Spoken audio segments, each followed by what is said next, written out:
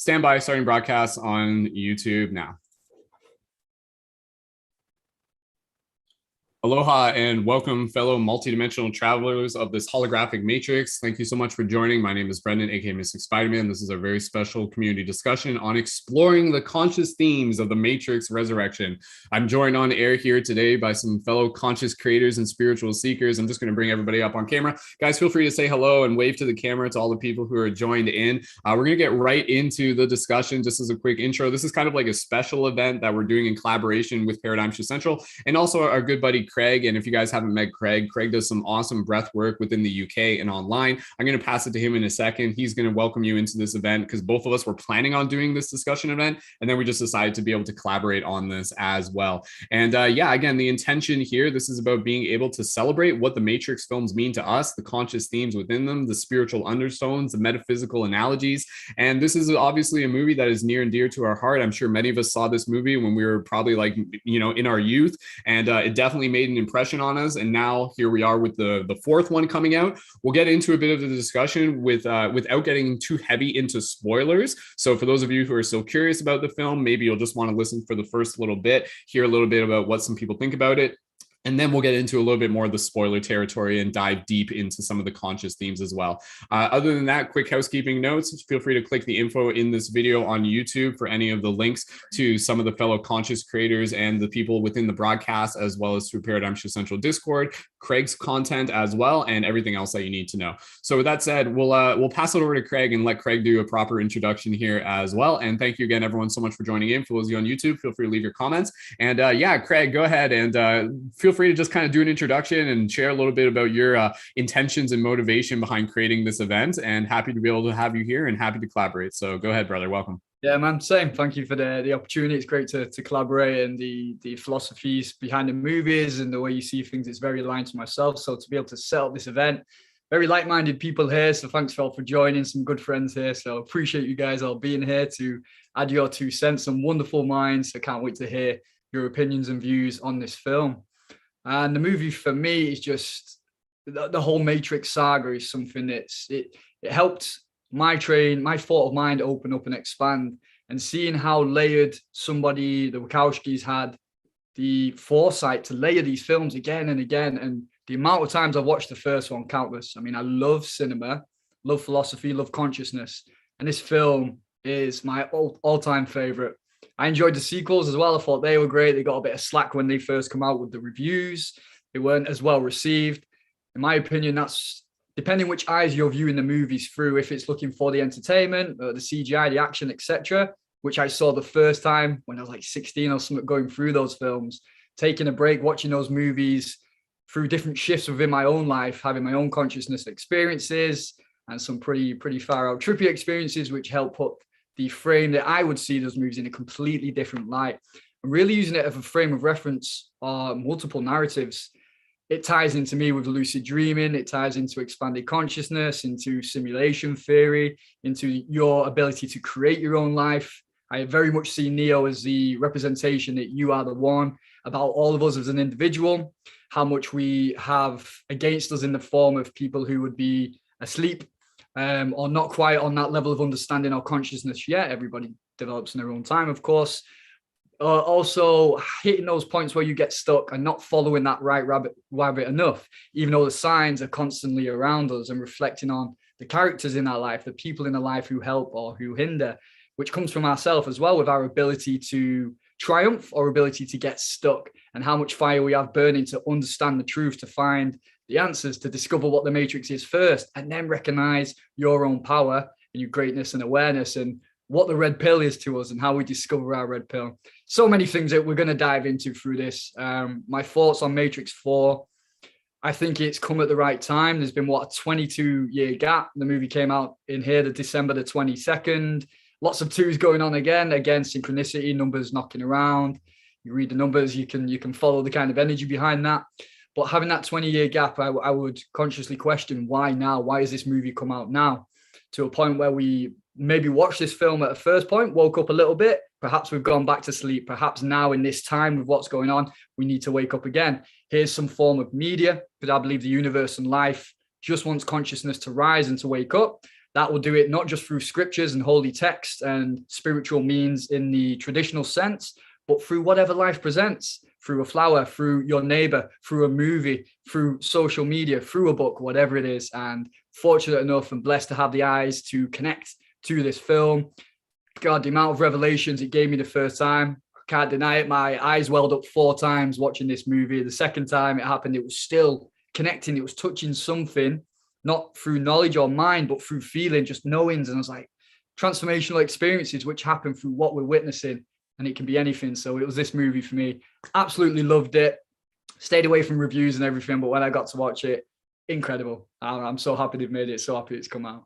So yeah, that's my thoughts on it. Can't wait to dive into it more. Well, let's hear from some other people. Awesome. Thank you, Craig. And I'll just add in a couple things, and then we'll pass it to whoever wants to go next. So whoever wants to go next, just go ahead and put your hand up. And again, we'll go around the circle as much as we can. And at this point, we'll just avoid spoilers. So feel free to just kind of share a little bit about, even just the broader saga of how the Matrix has played a role within your journey of awakening. And again, just real quick, like, on my YouTube channel, one of the things that I've always done in the past is create like conscious movie reviews. And I always talk about this idea that, like the silver screen, the movie theater, the silver screen, like it is a way for us to see more of ourselves. And so when you look at these movies, are they just like, just like Hollywood just making movies and big productions just making movies? Yeah, it's part of it. But at the same time, kind of what Craig was alluding to, there's also this ability for consciousness to kind of speak through the movies. And so a lot of these movies, it's consciousness doing what it can to help wake itself up. And so I think within this movie, it's interesting because like, even with some of the reviews, I think, what Craig said, like stay away from the reviews to the best of your ability. In today's society, you can't expect everyone to like everything. Does this movie kind of have its weak points in some ways compared to others? Personally, like I would have a hard time, just me personally, saying that like I like think this movie is a perfect movie. I do think there are some parts in seeing this movie where I was just kind of like, oh, like I could feel like it was like a little kind of like, it didn't have the same kind of like life to it that the other ones had. But if anything, that just speaks so strongly to the other ones. But I mean, hey, given the circumstance and given the all the things that they were working with, I still think they created something really, really powerful. And for me, looking at the subtext and the esoteric messages of this movie, I think there's some very, very powerful themes. The one thing that I'll just allude to that I think makes this movie kind of, it's been throughout the entire trilogy, but this one really kind of leans into it. And this isn't spoilers, but it's just part of the bigger mythos, is this idea of kind of like twin flames and soulmates and this bond between Trinity and Neo, and how that really kind of encapsulates this journey that we are experiencing as a collective consciousness of like the rising of the divine masculine and feminine marriage. So that for me is a theme that within this one, like watching it with my partner, really kind of like spoke to me. But nonetheless, we'll get into more of the themes a little bit later on. And again, I think these movies in themselves are worth looking at through that metaphysical lens, because I think on the surface, it's easy for people to see these and just be like, oh, that's maybe it's kind of like silly and weird and stupid. But honestly, I feel like this movie, it's almost like, we'll talk about this, but it's almost like some parts it's like wait, was it like trying to be satirical? Like it was almost like it was so meta to the point where like it kind of like I could see where some people might get put off by it. But nonetheless, we'll dive into a little bit more. Who would like to be able to go next? And again, let's just go over some general thoughts, and then within the next 10 minutes we'll open up into spoilers. And for those of you in the YouTube chat, please feel free to leave your comments down below. And absolutely, the big thing I'll just say, like with these movies, I like to look at them as like the narrative of the dreamer awakening within the dream, and that for me is like such a powerful theme. And we see that a lot within this one. And as Craig alluded to, I think it is powerful to note that, much like how Neo woke up in the first one, like any of us, the awakening process isn't just this one and done thing. It's something that you work on each and every single day. And based on the environment you're in, it's natural for your own awakening process to atrophy. So I think there's a very, very common story between what Neo is experiencing and what we are experiencing, where we kind of get like, just kind of like bogged down with the things that we have to carry, the responsibilities that we have to navigate through, and we kind of get disconnected from our own metaphysical spiritual connection. But having the community and having the narrative and having the story that we can see ourselves within, I think is a very, very powerful part to be able to bring it back to that. But anyways, I'm going to take these. I can't commit to wearing those glasses the entire time, but nonetheless, you guys get the point.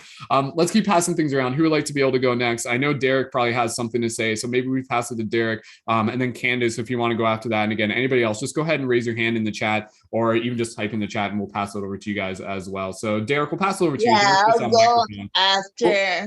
Sounds good. I'll go second. Perfect. All right. So we'll pass over to Derek. Derek's just on microphone, and then we'll pass over to Candice. Go ahead, Derek. Mic check 1 2 1 2. How's it going, everyone? I like the takes on it. I guess we're not doing any details right now, so just general impression.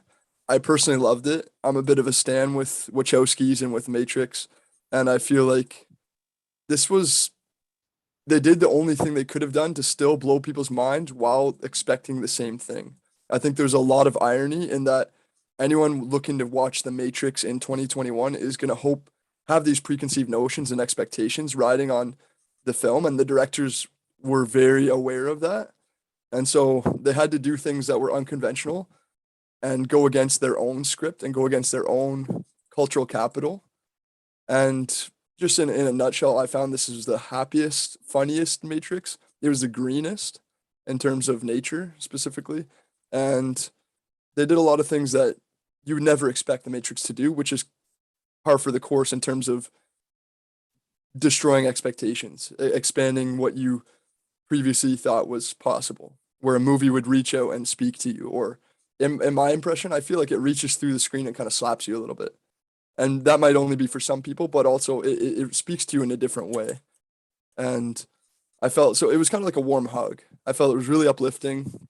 I can definitely understand where some people wouldn't be on board with all the meta critique and some of the things they did without going into details. But with that being said, if you went into it with no expectations and also knowing the context, for those who didn't know, I guess Lana Wachowski lost both her parents and one of her good friends in a short period of time. And so this was kind of a catharsis for her. And so it's very personal, I found. And if you're not watching with your heart open, if you're just looking for the head vibes, the third eye, the metaphysical, philosophical, big themes and big picture, there's a lot of that in there, but I feel like this one requires you to watch with your heart as well. And also know a little bit of the background with what went on behind making the movie to put it into context, because a lot of the characters aren't just saying things that fit within the context of the movie, but they're saying things, kind of meta critiques or commentary, representing the directors, representing certain fan groups, representing different demographics and what they took from the original Matrix. And it's very self-referential in that case. Anyway, loved it, absolutely loved it. And I think that most of the people who didn't love it probably didn't get it on some level or had expectations that weren't met. And I think that's more on the fans than the director. And the director did a good job of flipping a middle finger just pretty much everywhere. So leave it at that for now. Come back to it. Hope everyone else liked it. Derek, thank you so much, man. Looking forward to hear more of what you have to share once we get into the spoilers. And yeah, definitely, I think this is a movie that you definitely need to watch with your heart and kind of go in without expectation to appreciate it for what it is. Candice, we'll pass over to you, and then whoever wants to go next, just go ahead and put your hand up now, or just wait, and then we'll pass over to you. So Candice, go ahead. What were your general thoughts without getting into spoilers? I won't get into spoilers till later, but my general thought of the movie was really cool and really loving, because it took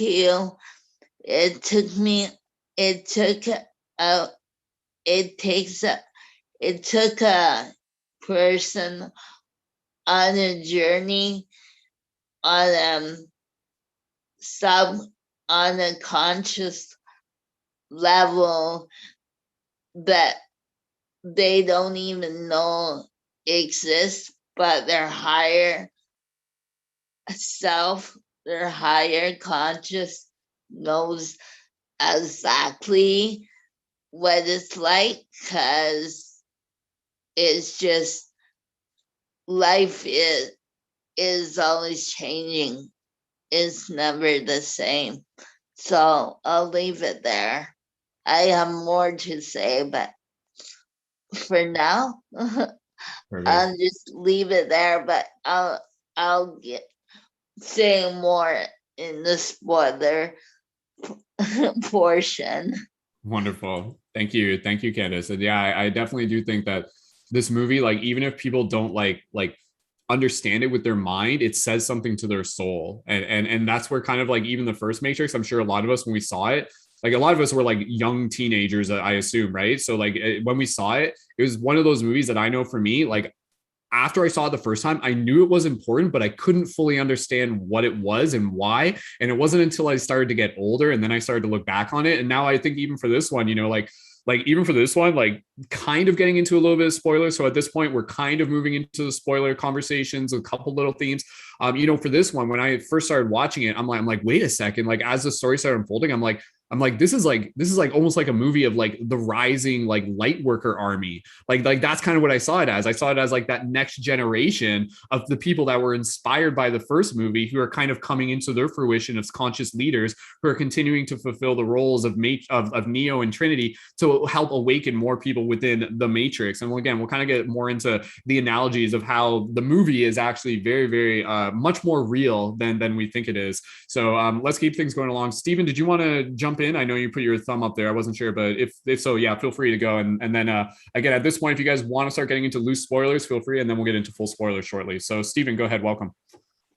Thanks for the space. So no spoilers for me because I've only watched half of the movie last night, actually, whilst I was trying to fall asleep. But a couple of things that, like what Candice said with regards to, and yourself, Brendon, with regards to, you kind of watch something and you kind of appreciate on the face value, but there are things that you kind of take on, the unconscious takes on, that are kind of like percolating, I guess, over time. And the first three movies certainly have a lot of that for me. I guess what seems to be interesting at the moment is, so recently I have been thinking a lot about soulmates and how do we know that soulmates is an actual thing? I mean, we only know things from our kind of current experience. So it was interesting to hear a couple of, I think it might have been Craig who mentioned that thing about soulmates, or maybe you, Brendon. So I'm quite intrigued to see what people have to say about this. I'll kind of leave it there because I haven't seen the movie. Thank you, Stephen. And from there, whoever else would like to just be able to share some general thoughts, and then if you guys want to hold off until we get into the spoiler, that's fine. So any general thoughts? Kiwi, we'll pass it over to you next. Go ahead, dude. Welcome.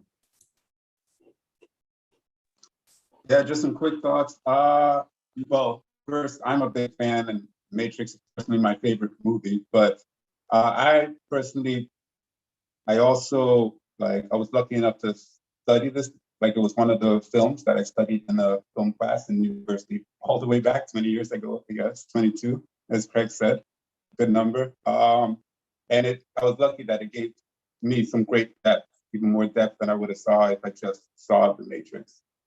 And I was concerned when I saw they were making another Matrix because the end, it was like, I don't want them to tarnish the brand and all that. But I was pleasantly surprised and entertained. And I liked a lot of the themes that they came up with when you're talking. Yeah, we'll get into that. But and they had some wowing. That's a couple of things. It's just some of the stuff was just some really cool stuff that they added, some new tweaks and new ways of doing things. And so I really enjoyed it. I know there was some parts that I was like, I'm not sure if that really solves in it or the piece fits in fully, but I might have missed something. But I loved it and watched it a couple times. So, and I think it's definitely enriching and it was relevant for the times, I thought too, very much so. Yeah, so that's about it for now. But yeah. Awesome. Thank you, Kiwi. Bree, we can pass it over to you if you'd like to go next, and then anybody else, feel free to just raise your hand within Zoom. So Bree, when you're ready, go right ahead. Welcome. Thank you. So similar to what Kiwi just shared, I felt kind of lucky because around the first Matrix and then the second one, I was studying philosophy at high school, and then I went on to study physics. So I was like digging into, questioning the nature of reality, and I was so excited by these films. And I think at the time I felt kind of smug because I felt like I could kind of get it, but maybe at an intellectual level. And then as I've continued on my journey, really continuing to question things, often to the extent of like an existential crisis, and feeling lost, but also feeling like there's a nice line from the film, which is I don't think a spoiler to share, but it's near the beginning of saying, the more I looked, the more I found. And they're like, story of my life. And I was like, yes, that's what it's been like for me. So I think for me, The Matrix as a cultural touchstone has been so helpful, to not feel just like lost and disillusioned and afraid, and to know that, to question conditioning, to question what we're seeing around us, but not coming from a place of paranoia, but just like a deeper curiosity, and this idea that teachers are there all around us, this deeper pursuit of truth and freedom, which features in all the films, and the like pervasiveness of the human spirit and principles like love, like really burning so bright in all the films.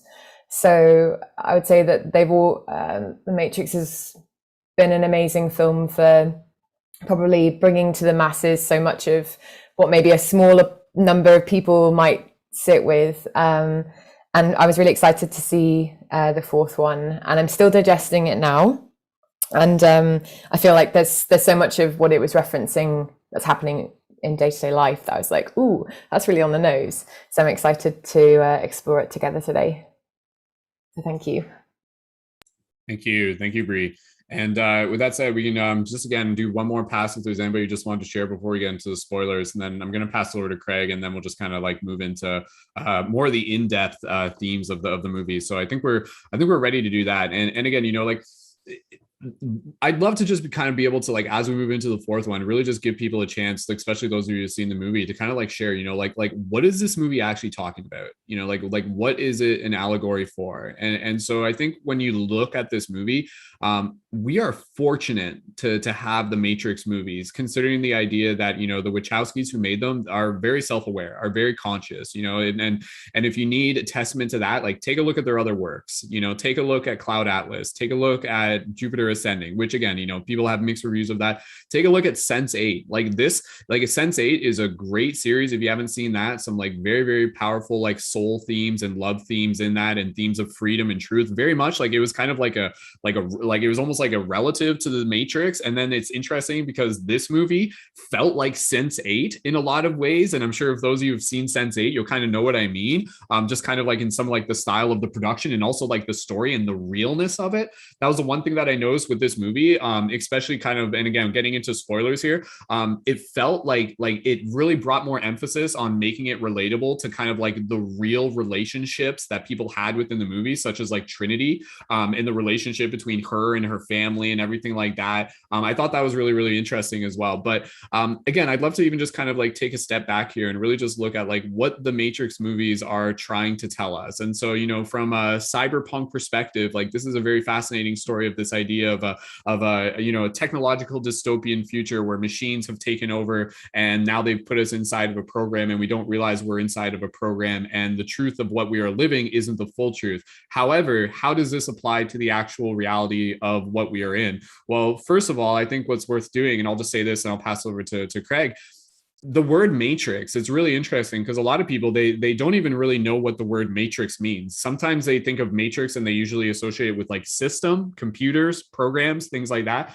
which makes sense. But at the same time, the word matrix actually comes from the root word matriarch, mother. And so the word matrix actually refers to womb. The literal word of matrix refers to womb. So when you think of this idea that, it's like, oh, we're in the matrix right now. Are we in a matrix?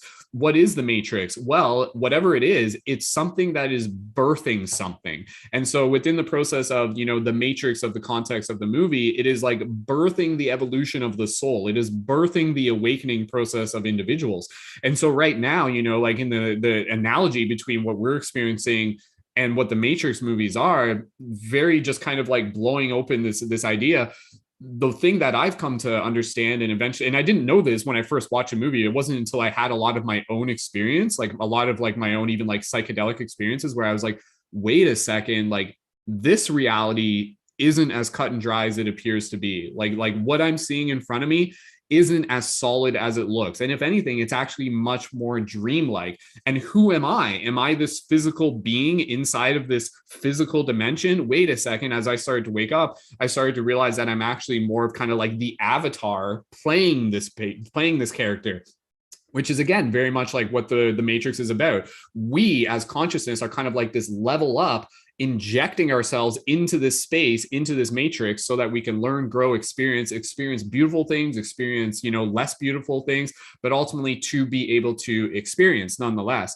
And so again, you know, talking about like the metaphor between the Matrix and the allegory of Plato's cave, I think that's great, which again is all about questioning the nature of reality, looking at the shadows on the wall of the cave, thinking they're real, and then not realizing until later that those are just projections of something else. So is this reality actually a projection of a higher truth, a higher consciousness? And once you kind of go through your spiritual awakening, you start to realize that despite, you know, the mainstream culture won't really tell you this, you'll have to kind of study it on your own and look into different spiritual esoteric practices. And nowadays it's all over the place because people are waking up to it, because the truth is arising from within us.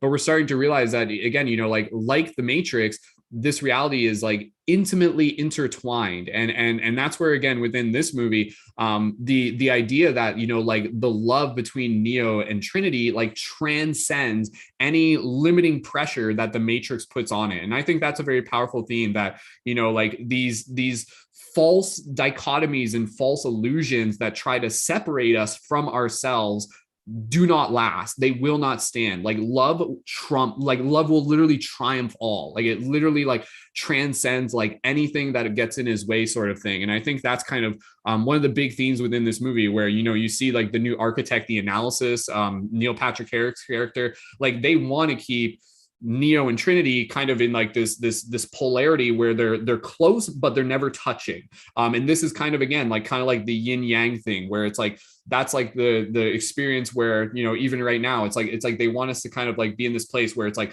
we're longing for something but we never really get it. They're always like chasing us with this carrot on a stick sort of thing. But again, you know, there's multiple levels to kind of understand and perceive what this movie is actually talking about. But I think on a higher meta level, it is like, it's beautiful to perceive it through the simple lens of understanding this as like the dreamer awakening within the dreamer awakening to lucidity. And thus, as they do this, they realize that the space, the illusion of separation between themselves and others and other parts of themselves, the Matrix in itself, is just that. It's an illusion. It turns out it's all us. It's all one. It's all Brahma. It's all Atman. And so in the same way that there is no spoon, again, going back to the original Matrix, and we see this within the new one, we realize that it's all like the power of will, it's the power of the mind, and we are much more powerful than we realize that we than what we have been told. So with that said, I'll pass it over to Craig. And again, with this, I think this movie did a great job of really just kind of like reminding us and be like, oh yeah, like we are powerful, and what we need to do now, like we need to find the others, and we need to be able to speak our truth, live our truth. And even at the end of the movie, it's like literally just moving towards this narrative where it's just like, as the one, as the Neo, as the Trinity, let's continue to wake up the hero within each and every single one of us. So Craig, let's keep passing it around. And again, for those of you who want to just be able to jump in, just go ahead and raise your hand and we'll pass it over to you, and we'll just keep going with that. So Craig, go ahead and feel free to just get into spoilers. And again, you know, kind of like stepping back, like what do you see this movie being like a symbol, an allegory for? Like what's the deeper metaphysical meaning behind it? Well said there, man. Really, really good points. One thing what you said about Sense8, when I was watching movies, like, where have I seen these guys before? And the whole cast of the crew was Sense8, right? Yeah. Like, they were. It's a family, that's why. Yeah, man, the ties with the Wachowskis and why she's brought them in. It was the coffee server, you know, and in Simulate, because he was, I remember him from Sense8. I loved that character, very funny guy. And that was where it triggers, like, he's from Sense8, and then seeing the rest of him, brilliant. Yeah, I mean, there was so much in it about what you're saying. I think the reflections on what stops us from recognizing that we are the one, or what stops us from recognizing the power and working towards it, and seeing the obstacles in Neo's way. Like, it really represented the misuse of social media to me, because any tool we're using is used, the results depending on our consciousness, the same way of the old story of fire. You can cook your dinner, you can burn your neighbor's house down. Same with social media. You can do this, or you can get lost in a scroll hole for hours and do nothing constructive. And the algorithms, which was the analyst, using algorithms to control the mind the same way social media will. It will reflect back at you the pings they were saying in the room when they were thinking, what do they do for the next video game? We need more synapses for the WTF moments, or we need more shock moments. And this is all algorithms to pull us in and to keep us fixed on certain things within ourselves and our own neural links, but very much externally when it's manipulated against us. And Neo knowing something isn't right, like how he was ready to try and kill himself again for the second time and jump off that roof, and driven to that point because he can't figure out, because his mind had been played against him, whether it was the blue pills, and then we saw Neil Patrick Harris, the analyst with the blue glasses. They were playing table tennis. They had blue bats, which for me represented the form of getting lost in entertainment, the discussion, the conversations, and him seeing, even with somebody who the analyst was very clever, and he could just so easily take Neo's mind and say, oh yeah, well, what this is, it's because you're projecting these flaws of your boss onto this character you made called Smith, or you're attracted to this woman, Tiffany, who you've called Trinity, and even my cat was mentioned that you don't like. And it's like, wow, this is what can happen if we're not conscious of the things that we use that will be used against us in a certain way, from waking up and from creating this constant conflict and not accepting everything as a whole, because we're against certain things which can be used so healthily and so well.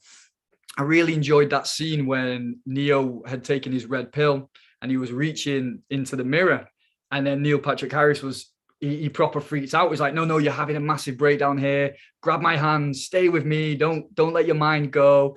And it just made me think of how we sort of recognize sort of mental health issues, or people who are more in the creative state of mind and a sense of further field of thought than logical framework. And even perhaps this conversation, or what you see in movie, I'm sure we've all had these conversations during the process of waking up and recognizing the highest state of consciousness, that people are like, what are you talking about? And this is another box that they will try to put in, maybe not through malicious, but because it doesn't regulate with their sense of understanding. And I think they represent this really well with going towards the end, the zombie approach of the 99%, and then Neil Patrick Harris's speech at the end of how it will just turn into the swarm, and you're kind of in the minority when you're up against the grain in that sense of free thought. There are so many obstacles because we're raised that way, the conditions and the traumas that we've took in, and even the fear of going alone, and it can take people over the edge. The point in Neo is like, what do? I either fly or I fall here. But there's always that saving grace. There's always that other person to help us, and these are in front of us if we can see them. And that was a big symbol for me, really, is how powerful it was that they tried to trap him again and again and again, to use his energy, because he was the algorithm. Him and Trim were the algorithms, and obviously that was a wonderful part too, about they're kept close, but not too close because they'll be set free, but close enough to always have this, like, I can feel something, more energy, more frustration, more anger, more grief, more sadness, more loss, powers. It's a dark energy power that's powering something. It's going somewhere, be it more money that's spent into finding the fix through entertainment, more drugs, alcohol, suppressants, coffees, anything that will keep a stimulation of a positive energy going that isn't found within, a distraction from outside. And yeah, it was really, really powerful to witness that and then reflect that in my life. Like, where am I doing that to myself? Where am I trying to outsource my own energy, my own power? I think the ideas of the power of mind that you said, Brendon, which we all have within us, and for my personal practice of the dream yoga, Tibetan dream yoga, and how in the lucid dream state, if you don't believe it, it's not going to happen. If you believe it, it's going to happen. And that is transferable into our life. And they show it so well in the matrices, even in the first one. Clear your mind and believe you can jump. If you don't do it, you're going to fall. And that is exactly where we are. It's more fourth and fifth dimensional awareness, third dimensional slower, but it's harnessing that energy and going, we're creating all of it. What we see as an obstacle doesn't have to be an obstacle if we've got a higher dimensional of mind, or we've achieved something that we haven't yet done, is a challenge. Once you've done it, you can fly all the time. The ending, he hadn't done it for a long, long time. We saw what occurred and how it was helped. This uniting of the masculine and the feminine again. I love the idea that it's the twin flame. That was a nice conversation to have. I very much internalized it as the polarities within us. But that seems more now that it's been mentioned by you guys, that seems more in line with the first trilogy. And this is very much about maybe the other outside and uniting that and having that person to support you when you're like-minded and you're both aligned with the same goals, the same understanding of consciousness, and the support and the love, the heart that brings it all through. And yeah, there was some more stuff towards the end, which I'll talk about if we're breaking into that kind of spoilers, but I'll go into that later. So the whole symbolic of it, of also Neil's control in the subconscious realm was really important, like how he'd assisted in really the confusion of the Morpheus character, which people were like a bit confused about. Why is Morpheus like this and what's happened? And the fact that Neil's ability of him being the big part of the source code, he's affecting the collective consciousness, right? So he's affecting the matrix, not just his own powers and ability, but also the creation of the matrix itself, because he's that powerful. That is what we're all doing collectively too. That is why it is quite important where we are with our journeys, and that we don't allow ourselves or just to fall back to sleep or fall into the darker side of things, which is part of the journey, of course. But when we know what our path is, to commit to it, because our energy affects the collective consciousness, affects the matrix for everyone.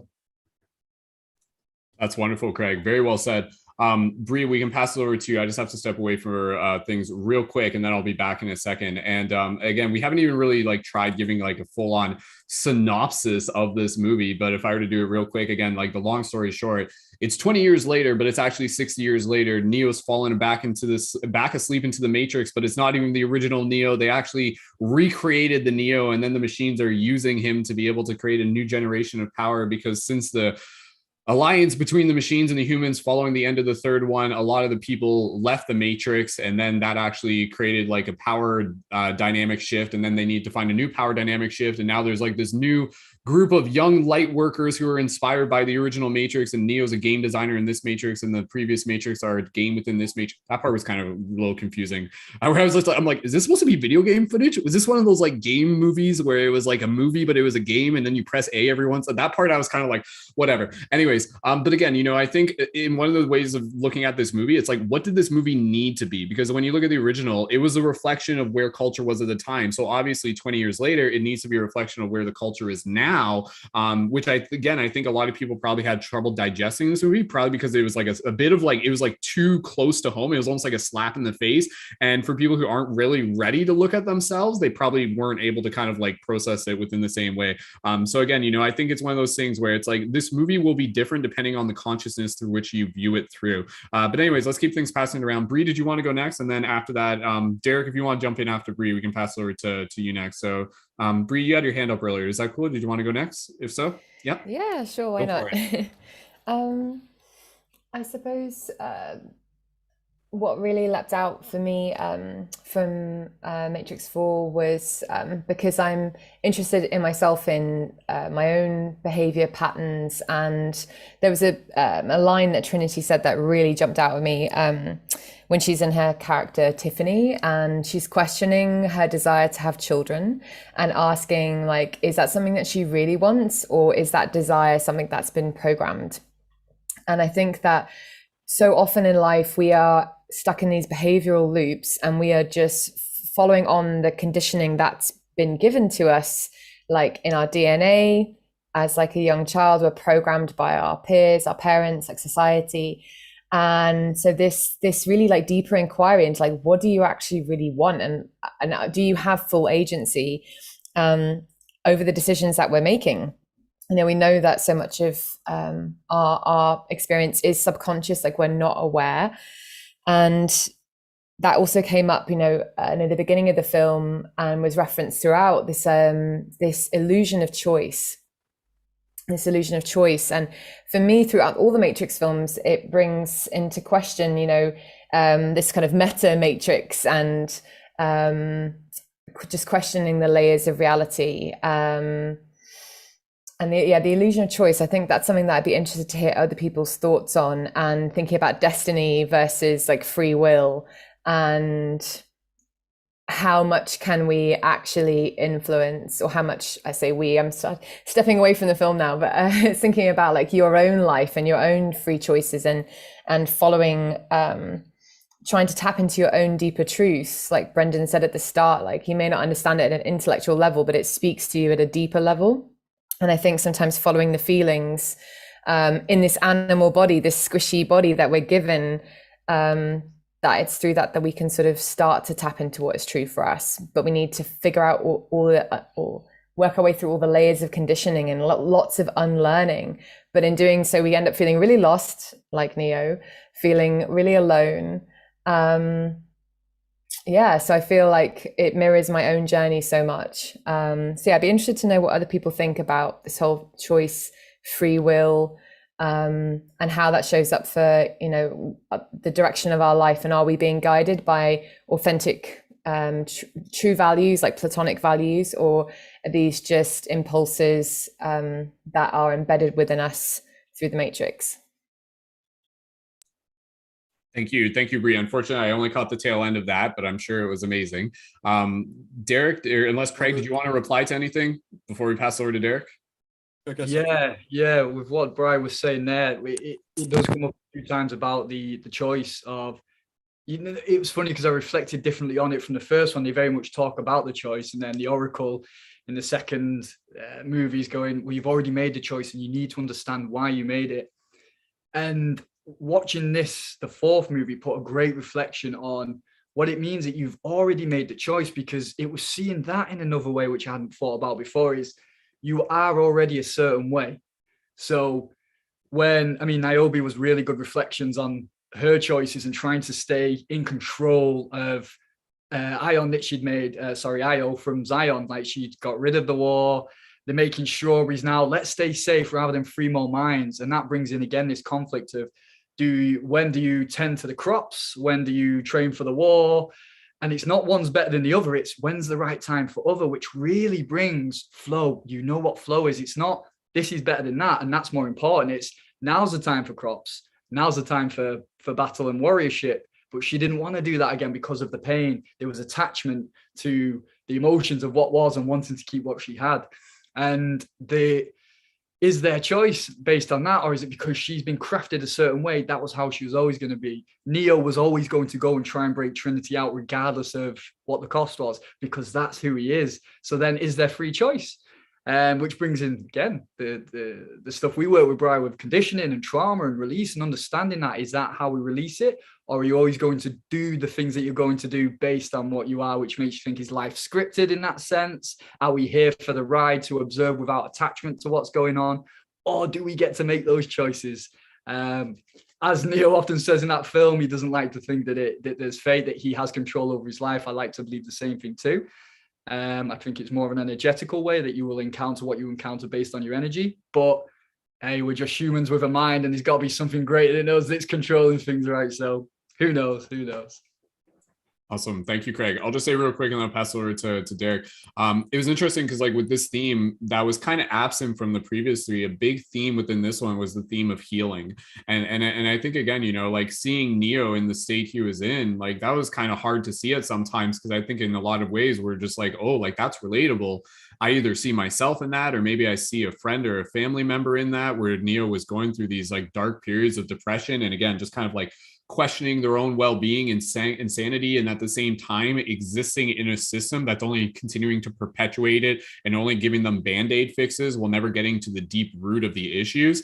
So it was interesting to kind of like see that within this movie, both for Neo as well as for Trinity. It was kind of like this movie of kind of like rekindling, but also healing, and then also kind of like emerging anew, hence resurrections. Like they literally had to die in order to be kind of like reborn, as many of us experience throughout our lifetime as well. Derek, will pass it over to you, and then anybody else after that, just go ahead and put your hand up. So Derek, anything you want to add in? And again, we're in spoiler territory, so please, by all means, dude, as deep as you want to go. Cool, love it. And love it, Craig, as well. I appreciate I forget, sorry, your name, Brie, before that. Love it.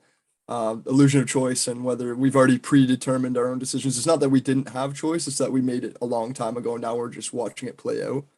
I think that's a cool theme, and I do think that's present here. I want to just touch on meta critiques, and I felt like in watching it the last two times, Neo reflects the director's feelings about how the first Matrix was used, modified, kind of bastardized, but also in a genuine way for some people. And I feel like Bugs in that regard represents the rabbit hole runners digging for truth, kind of the true fans who didn't take it out of context, but it did guide them on their path. And I'd say maybe a lot of us fall into that category, if not all of us.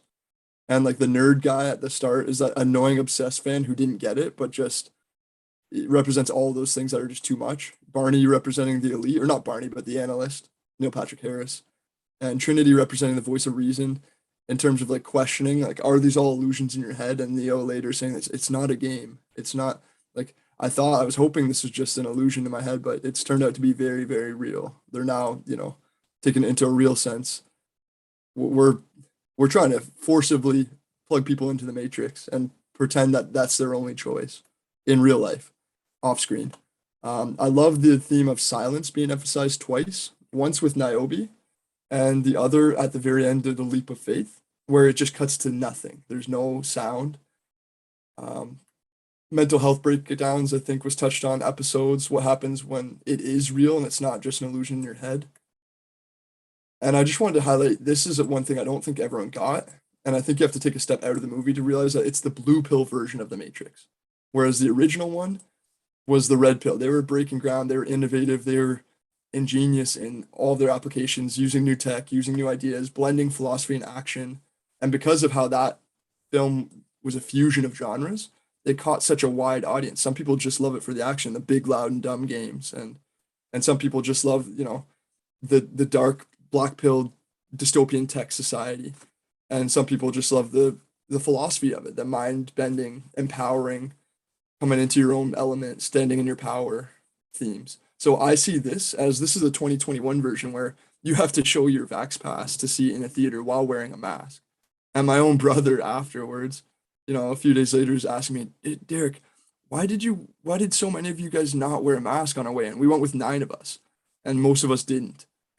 And it was such a novel treat and privilege to watch this movie among so many people who are wearing a mask and who have bought hook, line, and sinker all of the fast food and pop culture and media taglines meant to control us. And now are watching this movie and maybe it'll reach them, maybe it won't. But my own brother saying that to me was funny because this is the version of the Matrix where 20 years later, you're expecting a reboot that's going to have all the same elements and still blow your mind. So there's a paradox that you still want it to be mind bending while doing the same thing, which is almost impossible, except that I feel they actually did it. And some of the ways that they did this is Neo being an impotent hero, taking blue pills, drinking, having steak, coffee, just regular, benign, pedestrian things, like regular. The machine sentients are now allies in some levels, at some levels. Nature is resurrected. I know that there's not a single plant in the first 3 movies. And this one had plenty of plants and natural scenes and just warmer colors. Smith being an ally. Neo being done with fighting, so trying to get past fighting, being more defensive, more passive. Bullet time being used against Neo. And then that this is no longer one person story. It's not an ego coming into the heart. It's everyone collectively coming together as a collective effort to push back against what could be, a landslide. So they have Morpheus, they have to get Morpheus, and then they get Morpheus to get Neo, and then they have to get Neo to get Trinity. But they also need help from the sentients. They need help from Smith. They need help from even the analyst in some ways. He gives him a chance after the one scene with Trinity in the bullet time. And then also as part of this, people have started to try and run with this as a trans politics theme. And I found that was kind of glaringly absent in this. There's no trans characters. There's nothing really on the LGBT side of things that is very prominent in Sense8, which I'm a big fan of. Nothing against it, but they didn't make that a focal point in any way, where I think a lot of people in the LGBT community were looking to run with this as their, I've seen tweets about it being a religion jokingly. And then this being Trinity's story, and that it kind of only is revealed towards the end part of it. And then just, I feel like there's some Sense8 fans here. There's a lot of tie-ins and Easter eggs, and sharing consciousness between Trinity and Bugs at the very end, I feel like is a direct nod to Sense8, where they're swapping in and out of each other's abilities. The head and heart layers, the messages, it's not just for your head anymore. I think Sense8 kind of brought that, where it's a warmer, more human, grounded version. Tom Tykwer doing the score is the same person who did Cloud Atlas and Sense8. And there's less of a bumping soundtrack. There's less songs in this, aside from White Rabbit. It's more just orchestral. And then the casting, there's a ton of Sense8 characters. The Root of All Evil is a movie playing at the very start. You just catch it for a clip.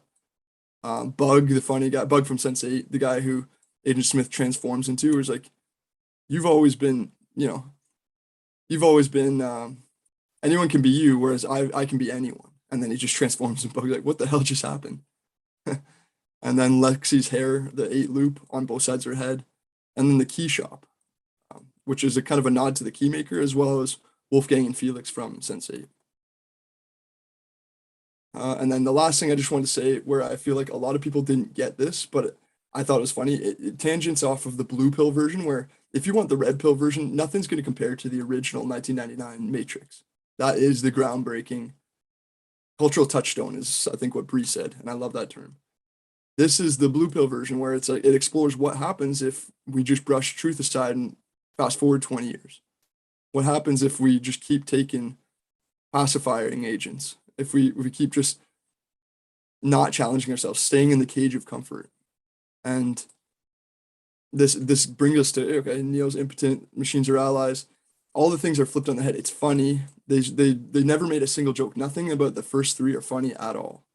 And then there's no plan. So there's a lot of things that got resurrected, that got changed in the new version, that I feel like they flipped a lot of middle fingers to Warner Brothers with a specific call out, to the rabid fans being represented by that nerd guy at the start, to the blue pill audience with the call out at the very end, the little speech and dialogue between the analyst and Trinity and Neo when they come back to negotiate, in joking quotes.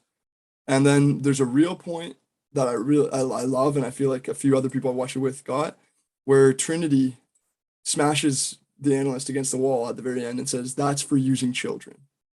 And I feel like a lot of the anger and the rage has to do with what's going on right now and what we're really dealing with. I feel like this movie reaches through and either gives you a handshake or a high five or a hug saying, okay, keep being the bugs in this movie, or gives you a little wake up call and a slap saying, if you keep taking this, you're going to be a bot. The bots are being activated.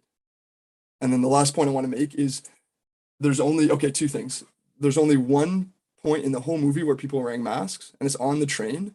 And then that's when it says, oh, the bots are being activated. Where, depending on how far down the rabbit holes we've all dug, potentially a goal is, remote controlled human beings.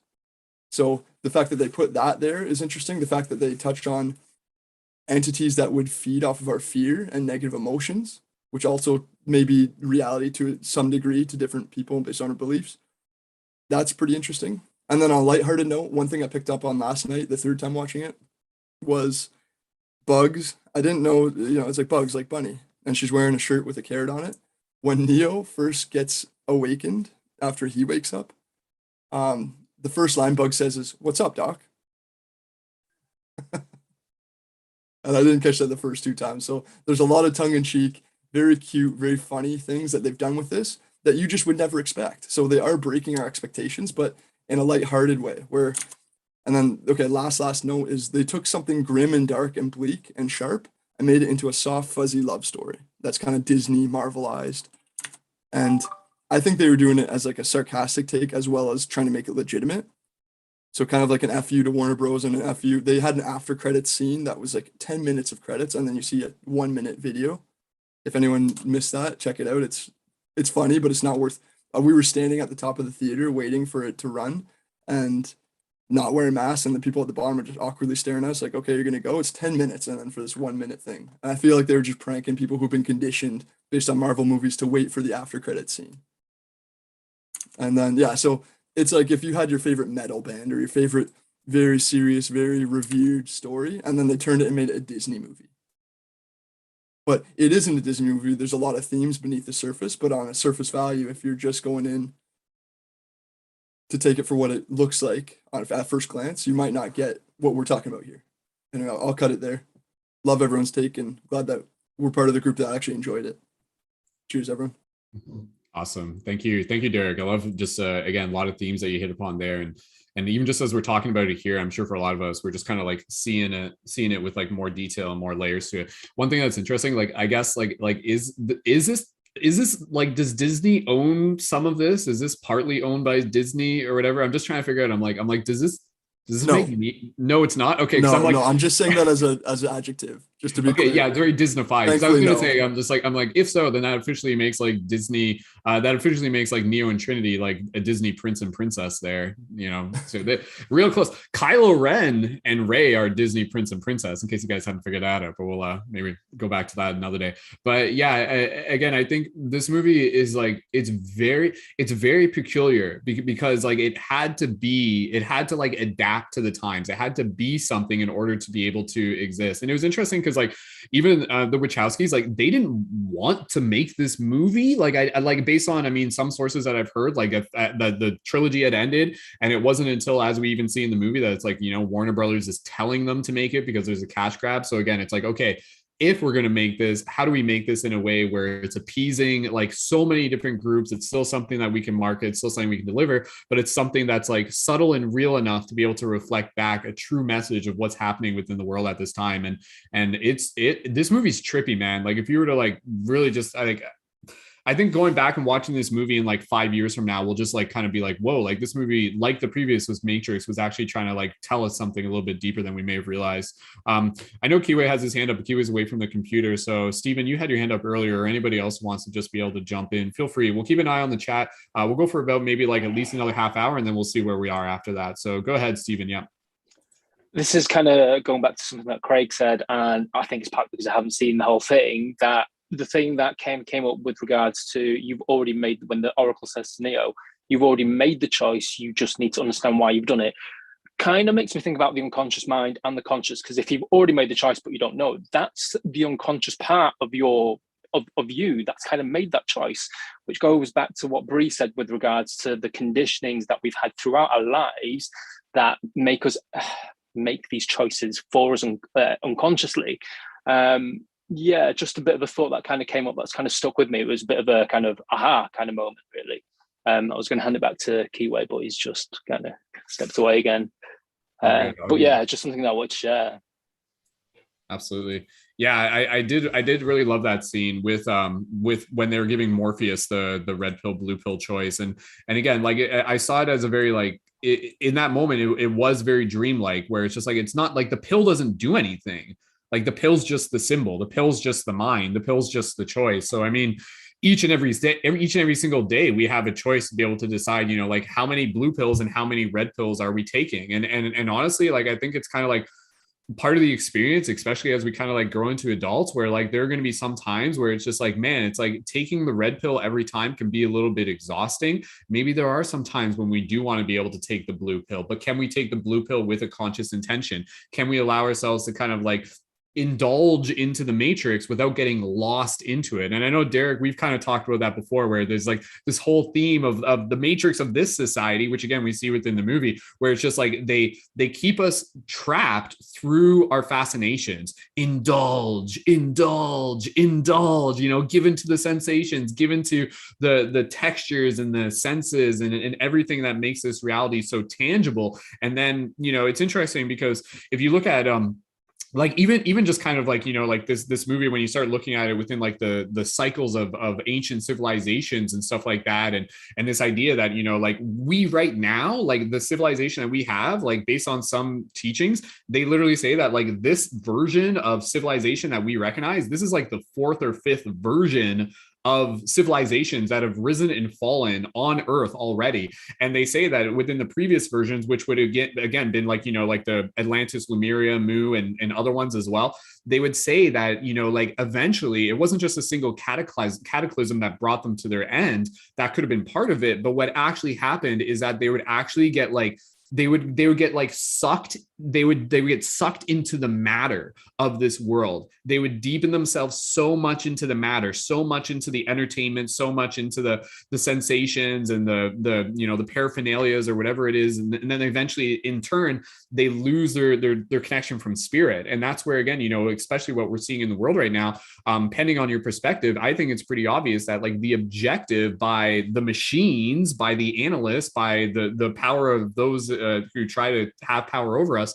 their goal is to literally be able to disconnect us from spirit and to turn us into bots and to turn us into a commodity. So I think, the big theme in this is this idea that, like, in this, and this was a theme in the other Matrix, where it was like, wait a second, like, are human beings being harvested for our energy? Depending on how you look at it, like, yes, absolutely, from multiple perspectives, both from the very like physical perspective of like us turning into consumers and stuff like that, but then also from the metaphysical perspective, where it's like, a lot of our culture is like being designed so that we give our energy away. But again, I think one of the messages that I think is important to remember is that, no one can take our energy. It can only be given away, either consciously or unconsciously. And so I think what's happening is that people are being situated right now, especially within this world, the story that we're seeing, into a version of a matrix that is conditioning them to unconsciously give their power away. Those of us who are able to see the situation that we are in and to see the system and to see the moves of the analysts,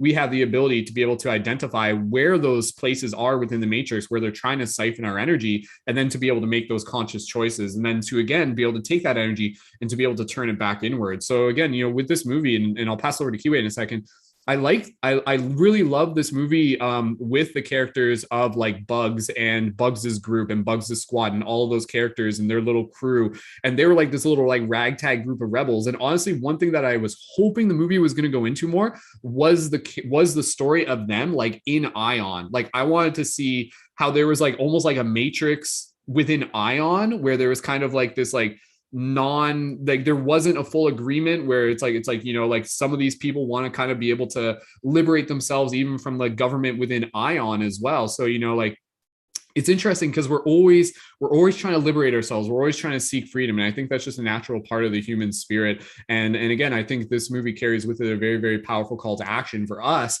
as people who grew up watching it as Neo, to just be able to check in and just be like, have you fallen back asleep? And if so, we're here as a community. We're here as, the Wachowskis literally talking to us and say like, hey, like there's a mission on the clock. We need you right now. Everyone on board. And together we can plant those seeds. And again, like going back to stuff we were already talking about, what Derek was talking about, it's being able to literally like activate people through like the power of love and the power of like compassion and all of these things that we've talked about before. Anyways, let's keep passing it around.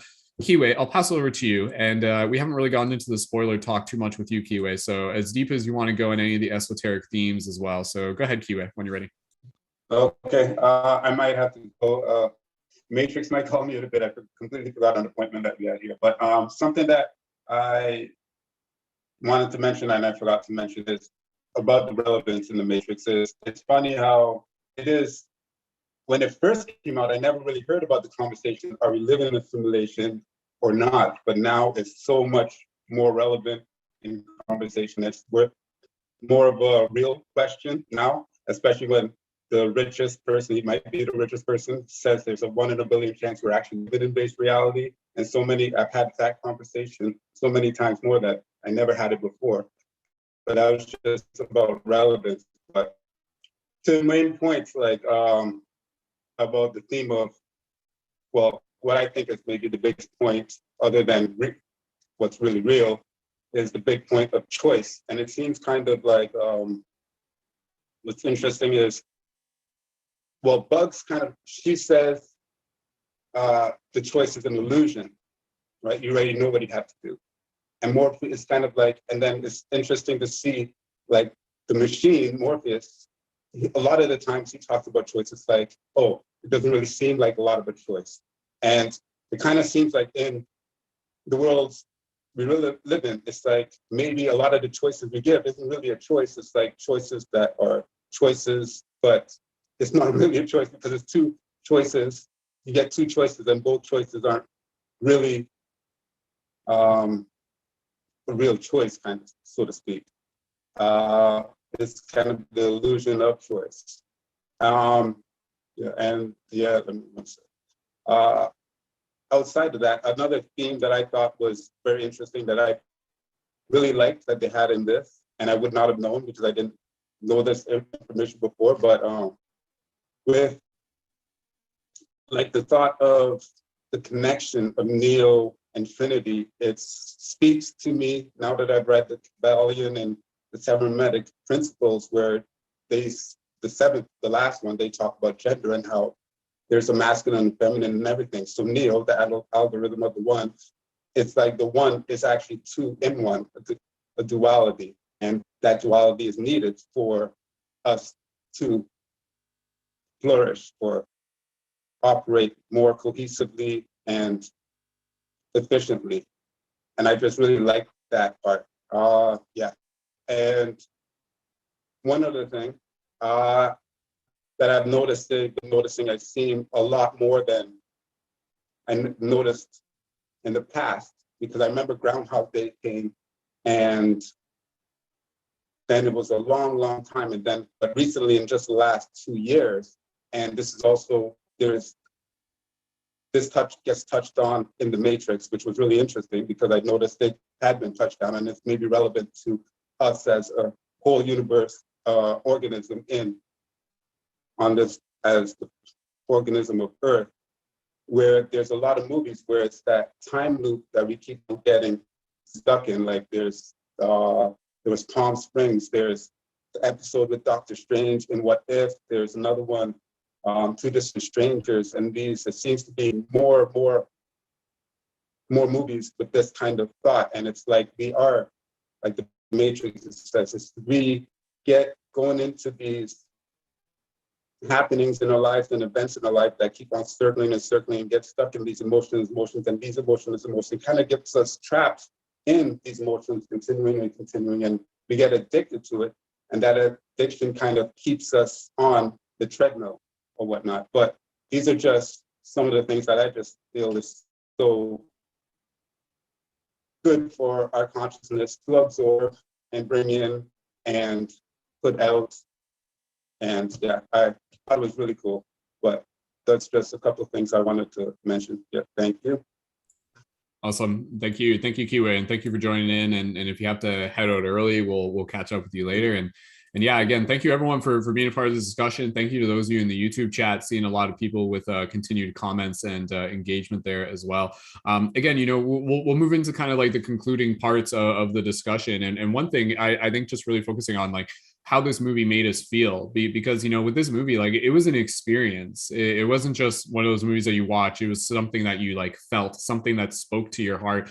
And one thing that was kind of interesting with this movie, and then maybe you guys like had a similar experience, the earlier part in the movie when it really kind of like connects to Neo and it starts like telling his story about how he's a game developer, and then it's like showing him in the office, and there's that montage with the Jefferson Airplane song, and then it like that segment, there's like a 20-minute segment there where it's like nothing like sort of like sci-fi like Matrixy or anything like that. And it was interesting because I feel like the filmmakers actually did a good job of kind of like bringing us into this style of filmmaking that actually like kind of like brought you into the experience of kind of like being in the Matrix. Like for a period of the movie, it felt like I was just watching like some TV show. Like it felt like I was just watching some TV show about some guy's life.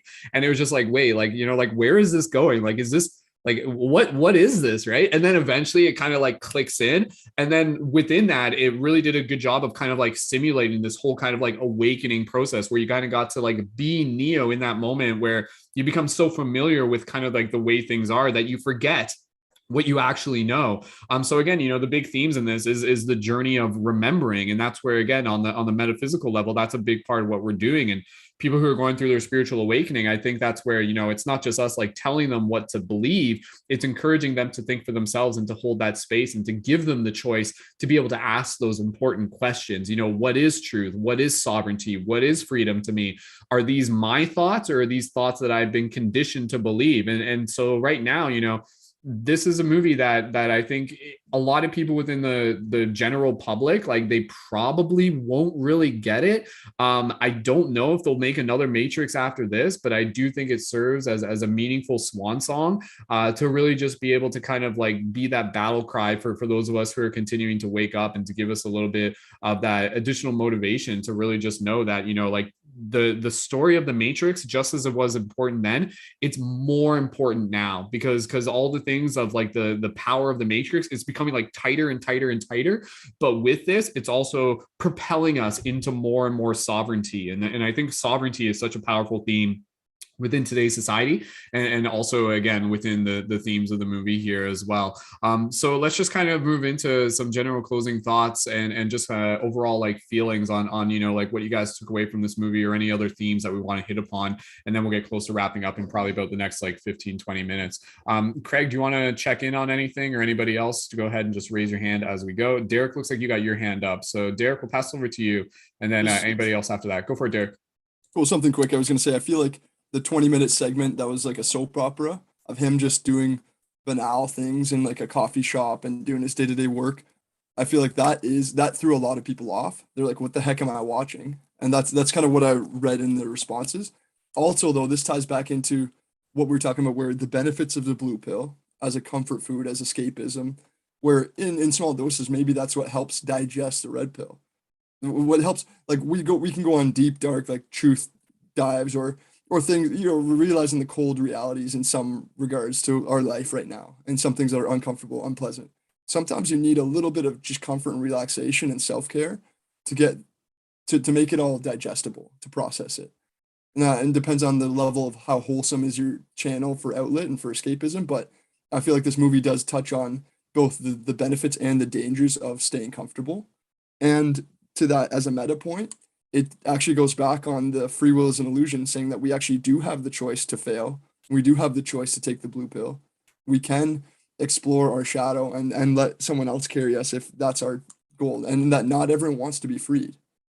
So they make that point a few times where Shepard, Max from Sense8 says, like, sometimes it just feels like the Matrix won, like, I don't know if things are different, and things were simpler then. People wanted to be free in 1999. Like, there was less of a push of people being conscious, willing, forgive the term, bots.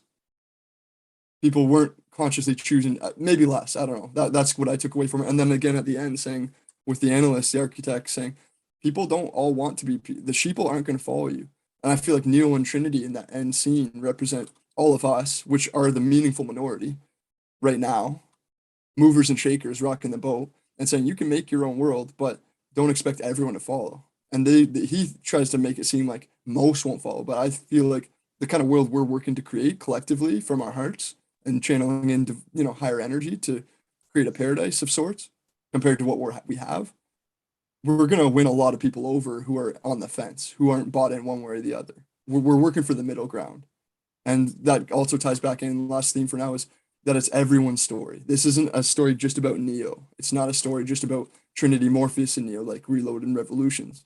This is a story about bugs, about the ragtag renegades, about the sentient machines working as allies, about Smith working together because they all have a collective purpose, realizing that our goal isn't to eliminate the dark or the light, but to work with in a kind of dance.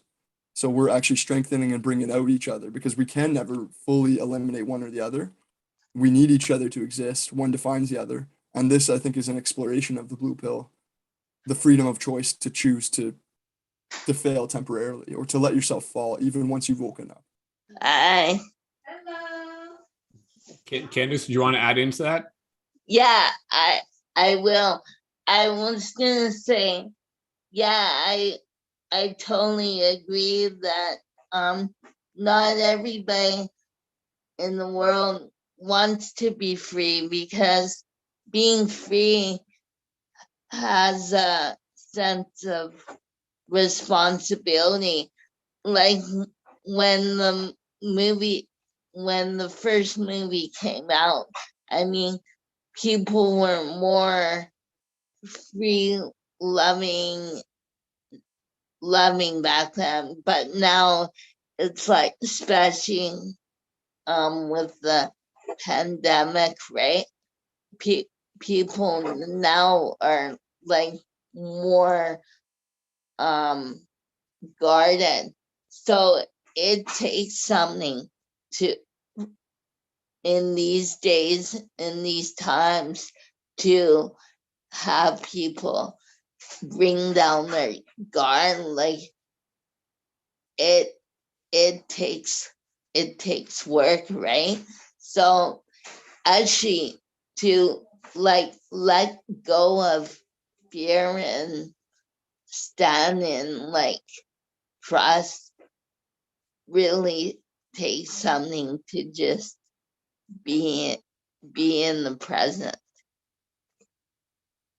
Very well said. Thank you, Candice, and thank you, Derek, as well. And I'll just hit upon this, and I'll pass over to Bri, because there's a couple themes that we haven't fully explicitly mentioned yet. Again, the theme of like human and sentient AI merging to working together. That to me was fascinating. I love the idea of like Morpheus was like a sentient AI consciousness. So it's like it's expanding this idea of what is consciousness, and we're kind of moving into this new era where that's actually going to arise. We're going to start to see versions of AI that are going to be so intelligent, and we're going to start looking at them and start questioning whether or not they consider, should we recognize them as consciousness.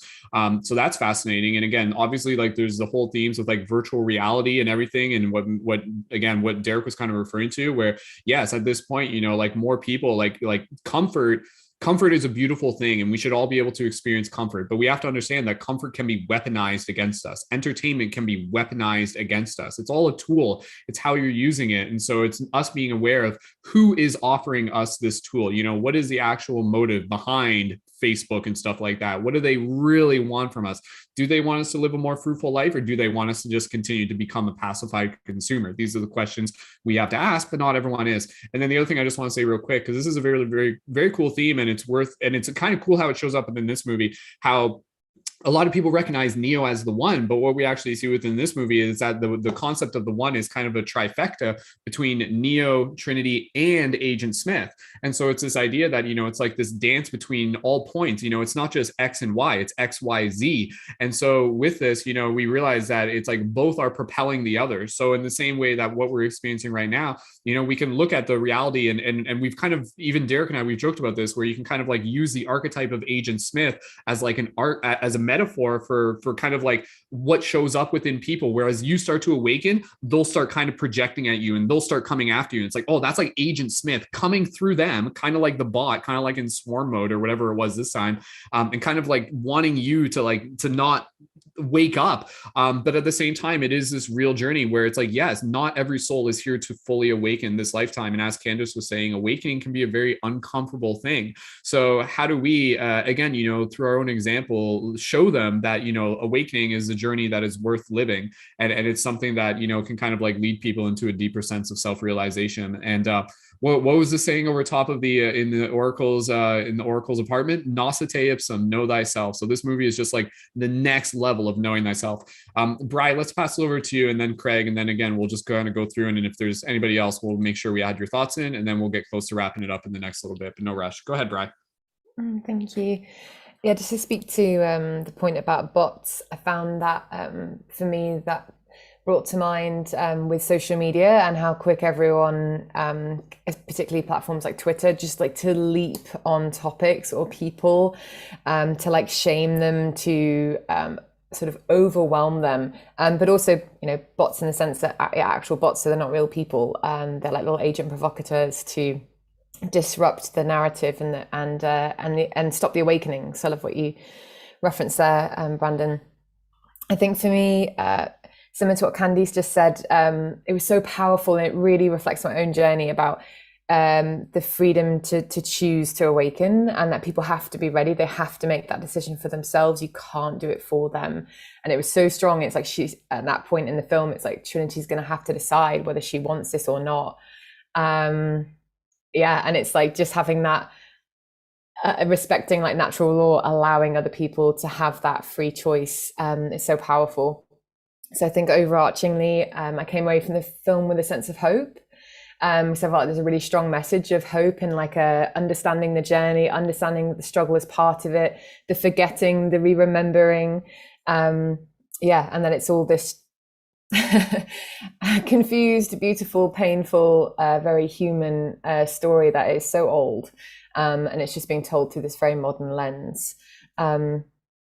Yeah, and then a final point, because I am interested a lot in mental health and the narratives around that. I found the role of Neil Patrick Harris and the constant questioning and the self-inquiry, but how that could be used to create more confusion for Neo, and for him to sort of be taken off the trail, or taken away from his path by internalizing what was happening and confusing him. And I think that that's something that can happen a lot. The labeling of a spiritual awakening as a mental health crisis, and us not really knowing how to manage those conversations within our society. And that keeps a lot of people at the point that they could awaken. It makes them then asleep again. So yeah, thank you so much. Awesome. Thank you, Bri. Wonderful points. Craig, we'll pass it over to you. And again, anybody else who wants to jump in, and then we'll get close to wrapping it up. That's a good catch on the analyst there, Bri, with Neil Patrick Harris. Be careful who your psychologist is. You know, if it's just done through sense of an analytical mind and not integration feeling, it's really interesting concept. I think that also goes for the environment of people around us too, you know, who we're talking to, and understanding the reflection of where their consciousness is at, and not to be necessarily too deterred because of that if it doesn't land well with us, such as the reviews for the Matrix movie, right? You know, we take our own opinions from our experience. There was something that Derek was going into with the I think it was free choice he was mentioning, something along those lines before. And it was, for me, what I reflected in Neo, how when Niobe imprisoned him, and he just calmly goes along with it. And then when he went to the analyst before giving Trinity the option, and he sat in his chair and there's all the armed officers there, and the analyst, he was saying to Neo, why would I let you guys go free? And he was quite angry and aggressive, but he still agreed to the deal anyway. And I was thinking about that point in conjunction with what Niobe was saying, with her just chucking Neo in jail to hold on to what she wanted. And the analyst doing the same, but also understanding how powerful Neo is, or the free mind is, and going, it's better to have that free will on your side rather than always being in battle and resisting it. You know, when the card was played, he was against it and wouldn't follow through anyway, because he's the representation of evil in this case. But taking the option to go, if Trinity says no, Neo will stay with us and he will accept it. Much more better to have a subservient mind that will go along with the plan. Hence all the distraction, hence all the keeping us fixed on entertainment. I really, really saw it from that perspective in there. And also, once again, Neo's acceptance for the third time in these difficult situations, which other heroes or characters would resist or use an unhealthy masculine to just be aggressive and to fight it. Accepted the imprisonment, accepted the deal with Neil Patrick Harris. And when Trinity says no, you know, and she turns around and he goes, I understand.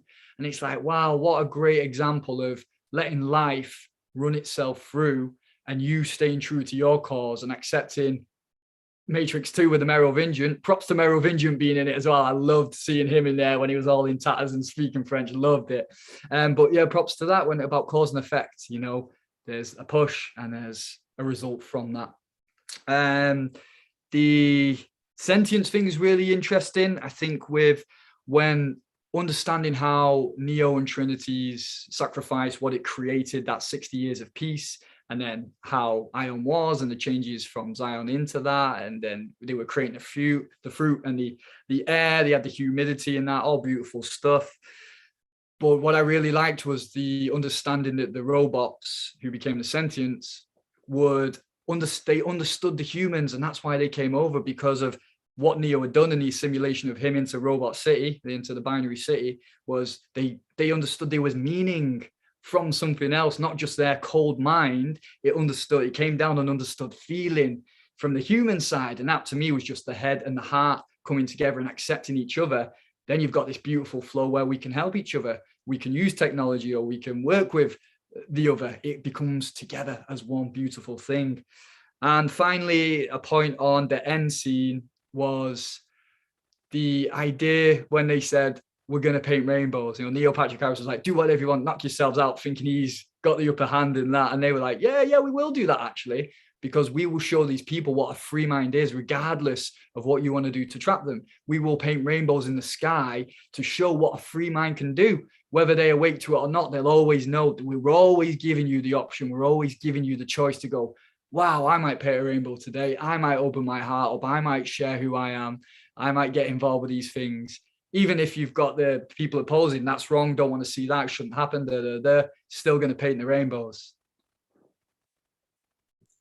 Absolutely. Every single day, man, painting rainbows. And that's again where with this movie, like this, just as the other Matrix was, like this is a call to action. And again, I think the call to action is like, you know, like being able to kind of like find that balance between heart and mind, find that balance between kind of like the Neo, the Trinity, and the Agent Smith kind of within us all. And again, you know, really to be able to continue to live as our authentic self. And in the process of doing that, like that is like we become the glitch in the Matrix. Like literally, like, you know, nowadays, if you just kind of like the concept of doing free hugs, like that was something I used to do quite frequently. And I hope to be able to kind of get back more into the routine of it in the future. But even today, if you were to see someone doing free hugs on the street corner, you know, you would have half the people that would just be like, this person is absolutely crazy. But then out of that, they would at least take that seed home and just be like, wait a second, you know, it's just like, why do I have such resistance to that? And is there a part of me that actually wants to be able to be a part of that? So we're kind of in this culture where, you know, for most people, rather than trying to understand something, it's easier for them to just be able to project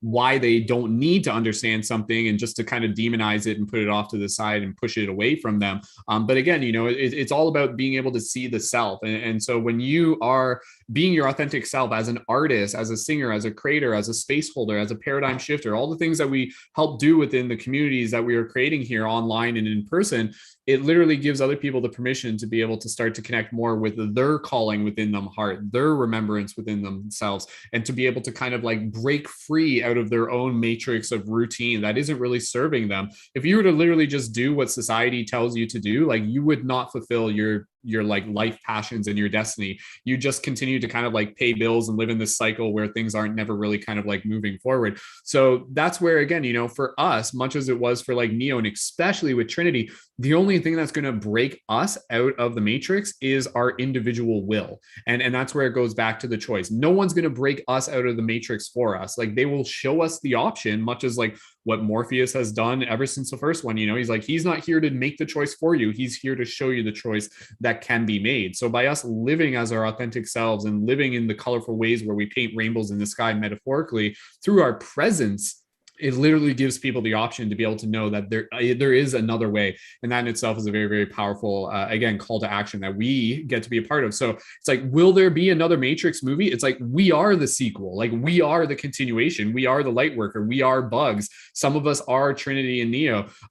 So yeah, it's very, very cool. All right, let's get close to wrapping this up. Yelena, I can see your mic's open. Do you want to jump in? Feel free. Yeah. Just off what you were saying then, like, that's kind of how I left feeling about the film, just like what is going to happen. Like even when I was watching the film, there was people in the cinema wearing face masks, and I'm thinking that the comfortability is so strong. I don't know, I think I'm a bit of a pessimist, but like the comfortability is so strong within us that I don't know if we're going to do it. I think there's going to be another Matrix.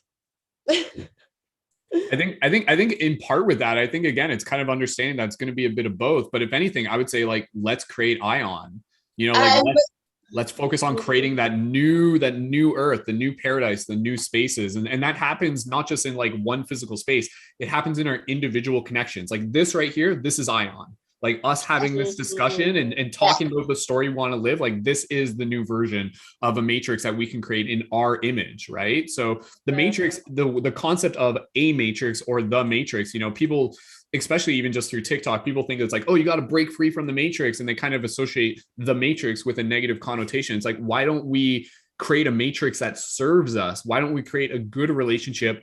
Going back to what I was talking about with the matrix being the womb, the matrix literally being the closest thing between us and the divine mother, the matriarch. So can we develop a new relationship between ourselves and this reality that we're in that will continue to birth us in meaningful ways, opposed to just keeping us in prison, so to speak?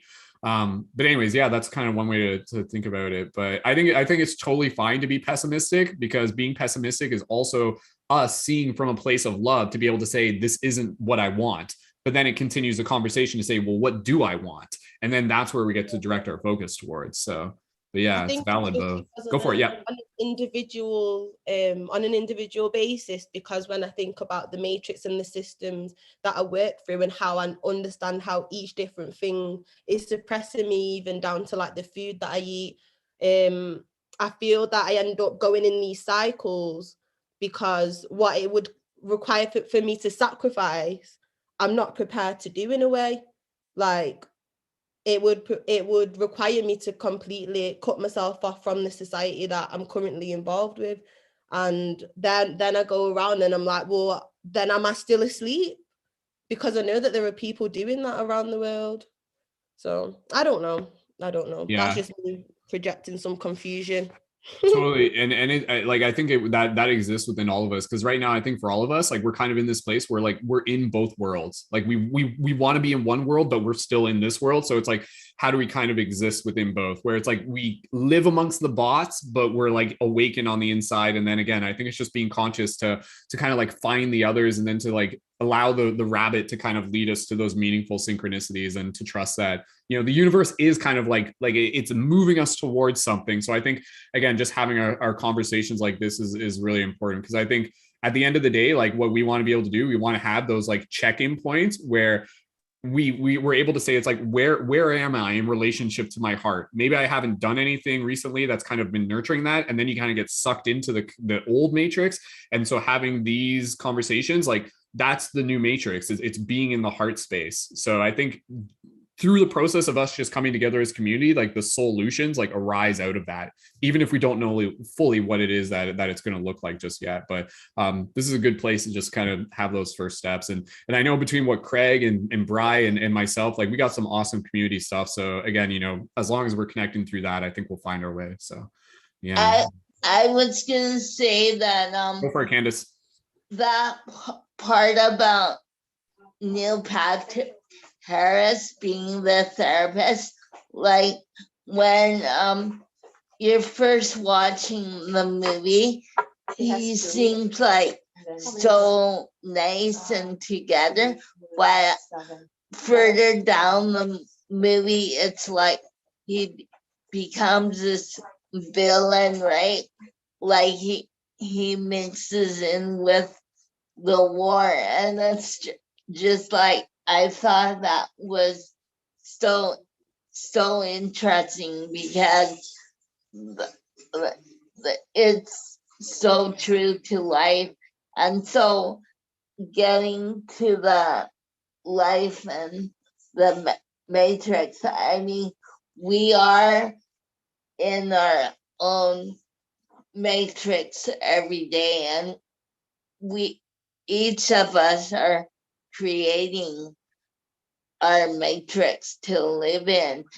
And it's just interesting to take yourself on a new level of responsibility. And I do think in another century or our decade, there will be another Matrix movie, but it will be for the fifth generation down, because I think it'd be cool to create another movie back then, because the world will be in such a different place. And no, just give me a sec. And so yeah, I just think the world it is going to be in a whole different place. And I want to say that I know the brothers that created the movies themselves, like, because they went through like stuff. Like, I haven't met them personally, but I understand the logic behind the Matrix, like the actual movie, like how the movie got created. So but then again, I'm really fascinated with conscious and human connection. Absolutely. Thank you. Thank you, Matt. And thank you, Candice. Beautifully said there. And yeah, again, I know there's a lot for us to be able to talk about. And again, with this broadcast kind of moving towards an end in a bit, we're going to go around just with some closing thoughts. But we continue to encourage you to continue to have these conversations. And absolutely, again, there are many layers of matrices that we exist within. There's kind of like this higher dimensional thing, and then it's kind of like Russian dolls that kind of exist. So it's important for us to be conscious enough of the fact that when we are in matrices, and are we willingly putting ourselves within these, or are we unconsciously finding ourselves taking part in them? And I did think that, again, with the Neil Patrick Harris character, with a lot of the Matrix movies, again, it was almost like giving us a heads up for almost kind of like a warning sign, or at least a metaphor, where even with Neil Patrick Harris thing, it's just like, remember, like the bad guys will often pretend to be good guys. Like, that's how they get you. Like, the people that are like, it's just like the most dangerous words in all of like history of the human race in terms of governments and people is, it's for your safety. So keep that in mind. Or, it's like, it's for your health. It's for like, we're doing this to protect you, sort of thing. So again, it's not to say that it's always going to be true or untrue, but it's important for us to be able to question authority, because again, without that, that's where we kind of fall into the complacency, and then we just get swept up, and then we're just living in somebody else's matrix instead of creating our own unique relationship to the matrix. So let's go around just one more time with some closing thoughts. Craig and I know Bri and Derek, you guys have been posting into the Zoom chat. Anything you want to summarize there? Craig, how about we pass over to you, and then maybe from there, either Bri or Derek, and then we'll get close to wrapping it up. So go ahead, Craig. Yeah, big thank you to everyone for joining in the conversation. I've got a whole nother page of notes here from listening to you all. So thank you so much for sharing the ideas. And Brendon, thank you for the idea of linking up and doing this together, man. It's been beautiful. We'll definitely get some more of these going in the future. There's so many other things to go into with this Matrix as well. It might call for another one on its own, but yeah, amazing to link up to other people, other minds. And as Yelena's saying in the group, like, even just seeing when we're confused or when we're down. And for myself, when that happens, it's knowing what will pick me up. And the biggest thing for me is connecting from the heart and getting involved with these kind of communities and people who are helping to expand and paint the rainbows. And Brendon, you've got such a great open capacity with whatever opinion somebody's coming in from to help support that. So much love to you, man, and thank you all for this conversation, and absolutely incredible. It's been brilliant. Thank you. Thank you as well, Craig, and thanks for bringing together all these awesome, amazing people. And was it you that were leaving the comment in the chat about like the 3 different types of? Yeah. Go ahead, just hit upon that, what you wrote in the chat, because I think that's worth mentioning. Yeah, just saying the 3 different kinds of people. It's always that part in the first Matrix when Morpheus is walking him through the simulation. You get the famous, "Were you listening to me, Neo? Or were you staring at the girl in the red dress?" And he's just walking through normal people. It turns around, there's an agent with a gun, and it's like, you've got Morpheus and Neo, one kind of person, the person who's awake, the person who's looking to expand consciousness, the light workers, the person who's looking to heal, or who is authentically themselves and not hindered by chains of the agents, or the people who are sleeping and going in the day-to-day. Everybody's walking in one direction in that scene, and they're all going to work, and he's swimming up tide, and it's going, they're neither here nor there, that person number 2, they're just not yet aware of what's occurring.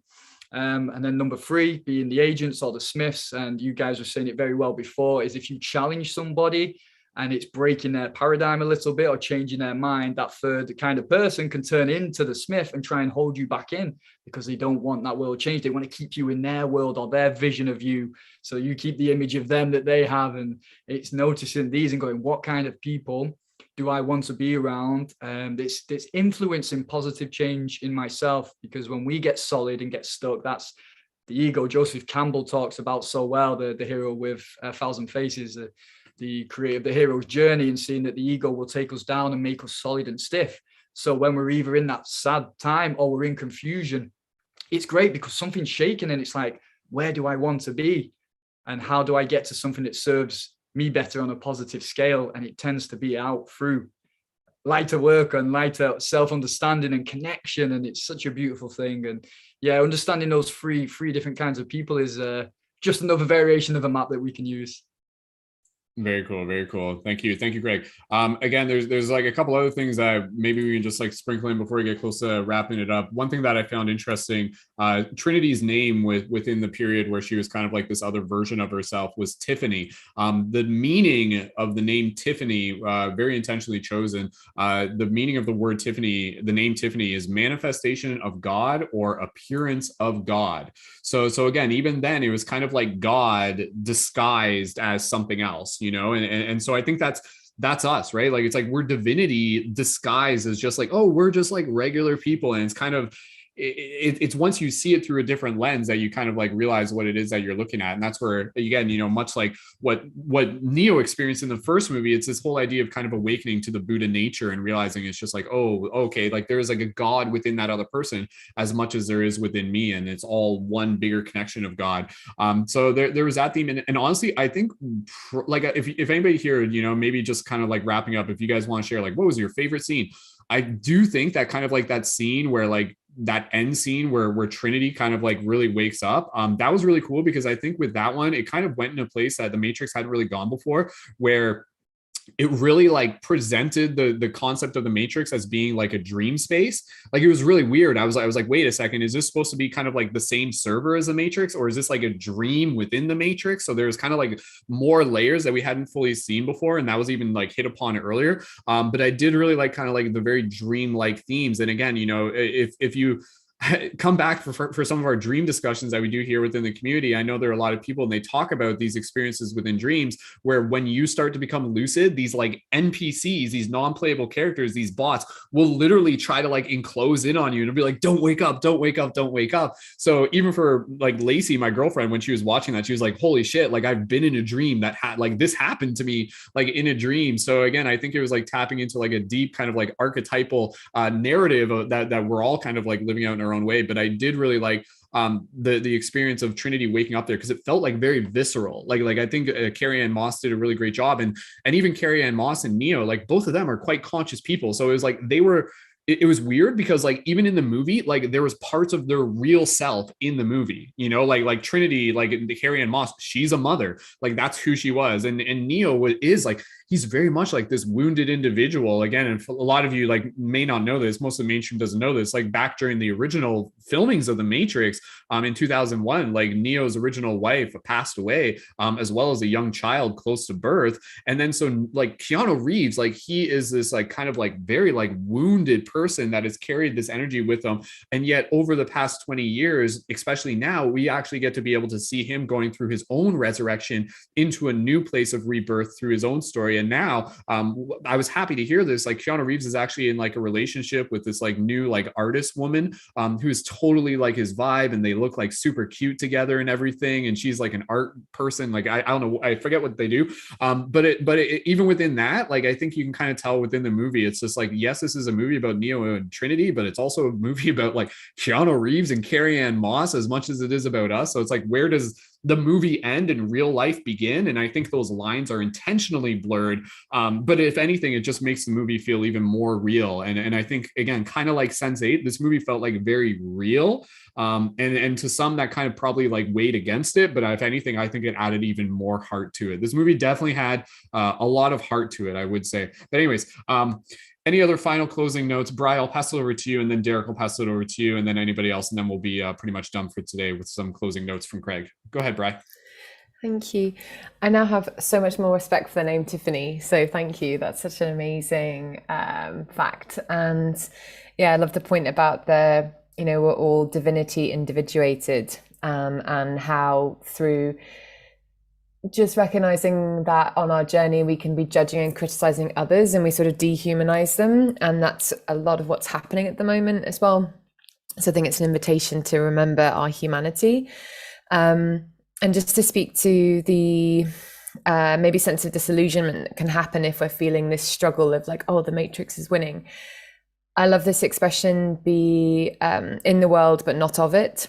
So being like an active participant in your life to try to make conscious choices, do the best you can, but we're here to experience the world. Everyone's on their own journey. We can't know their path and what's right for them. So it's this like deeper trust in yourself and in your own experiences. And just, knowing that we don't have to necessarily fight all the systems that are here so much as creating your own reality, as in making conscious choices every day and every moment. And whatever exists around us, that's like the old matrix, that's old code. It's everyone else's co-creations mingled in together. So we have a choice about what we want to bring into this world. So instead of fighting like the old existing realities, it's like bringing in new ones and having that faith and trust. So, and that final point about, that final, towards the end, the scene with Trinity, looking at the birds, like in that soft, like liminal space, and the flock of birds like glimmering with code. Like, I just relate to that, because just like observing nature and just feeling in love then with this matrix, like, and really admiring it for its beauty and what a privilege it is to be here. So rather than feeling trapped by it, can we like marvel at the wonder of it and be so grateful for the awareness that we're in it? And we forget, and then we remember and try and step back again. So yeah, thank you. Wonderful. Thank you, Bri. Very well said. Thank you again, everyone. So much wonderful insight for this conversation. Kiwi, we'll pass over to you, and then we'll pass over to Derek. And then again, if anybody else had any other closing thoughts, and then Craig will finish it off there. So go ahead, Kiwi. Yeah, there's a lot of themes that it's kind of tough to say which one I kind of like.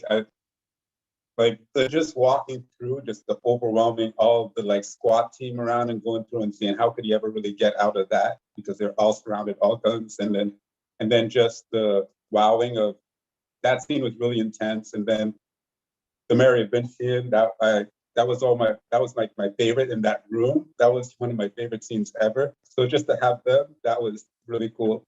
But I have to say, I think just maybe the simplicity of when at the end, when they just jumped off the roof after he swarmed the grenade, the rocket away and then hit the helicopter, and then they jumped off the roof, and then he says, "I'm not doing this. Are you doing this?" And it's just that leap of faith again, of like either die or do it. And they did it, and it was pretty cool. I think a little bit too is because really cool is the Wachowski. Wachowski she went from Larry to Lena, and then at the end it goes from Neo holding Trinity up to Trinity holding Neo up. And when they're falling, Trinity has a face of real focus, and Neo is kind of more of a face of a little bit of worry, like, oh, are we going to do this type of thing? And so I think that would be my favorite scene. But yeah, thank you so much for this space to be able to have this great mind-enriching, expanding conversation. And thank you again.